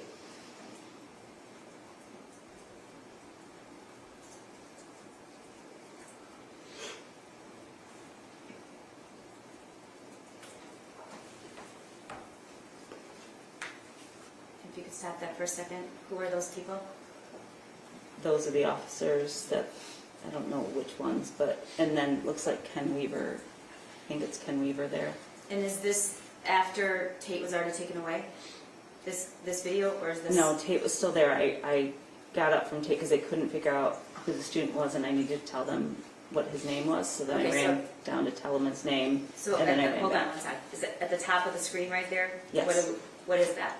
That's, Right up there? that is Ethan being arrested. Okay. So I went down to give them his name, and then I went right back to Tate.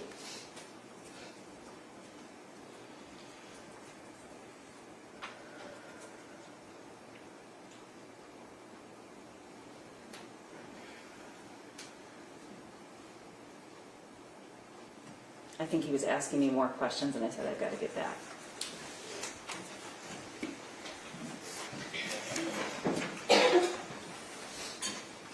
Nothing further at this time, Your Honor.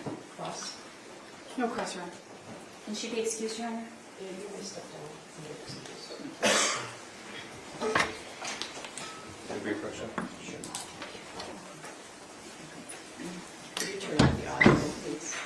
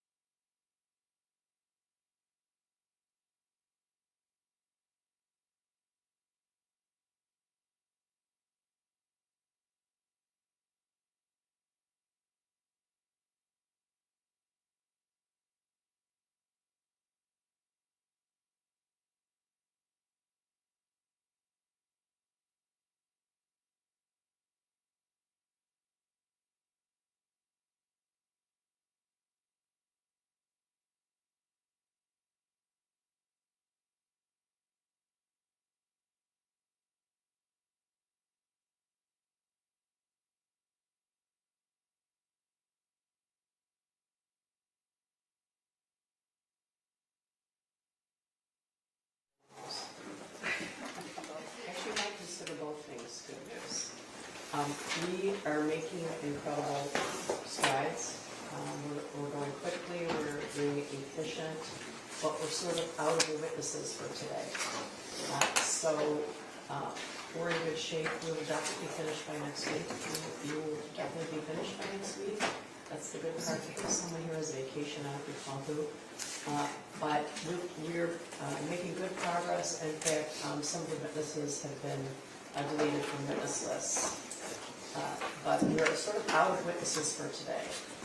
So I'm going to have you come back on Monday morning, and we're going to start at 9 o'clock. All right, I hope you think this is good news, because, it's Friday and stuff like that. But I need to tell you that during the trial, you should not read, listen to, or watch any news reports about the case. Under the law, the evidence you consider to decide the case must meet certain standards. For example, witnesses must swear to tell the truth, and the lawyers must be able to cross-examine them. Because news reports do not have to meet these standards, they can give you incorrect or misleading information that might unfairly favor one side.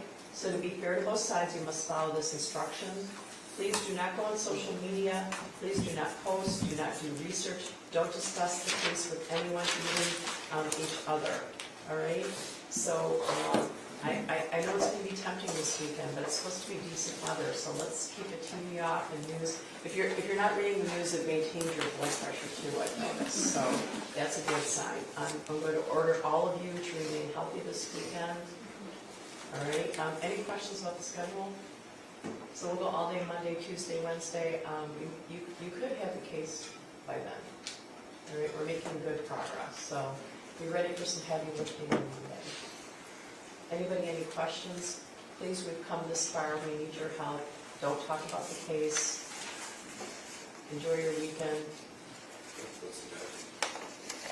Well, the bad news, to me, the bad news is that we can't go any further today, but it's also the good news because we made such good progress that, we sort of ran out of witnesses. So people have to be scheduled to come here, so it's a big, we're moving a lot of people around, right? So, yeah. Good? Oh, and place your lunch order before you leave, all right? All right, thank you very much. All rise for the jury.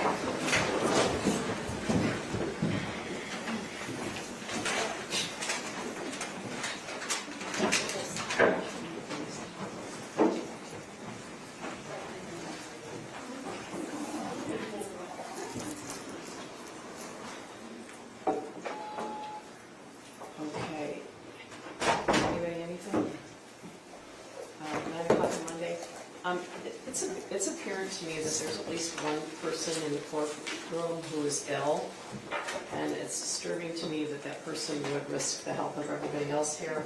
I know everybody here needs to remain healthy. I know that I'm taking my vitamins and getting my sleep because I'm expected to be here every day, and so are the lawyers. So I think the person who's sick should not think twice, all right? Because we have air filters, we have hand sanitizer, but it's kind of unfair to everybody else, right? All right. Anything else? No, Judge, thank you. Okay, so you can take him down. Thanks. Thank you, Your Honor.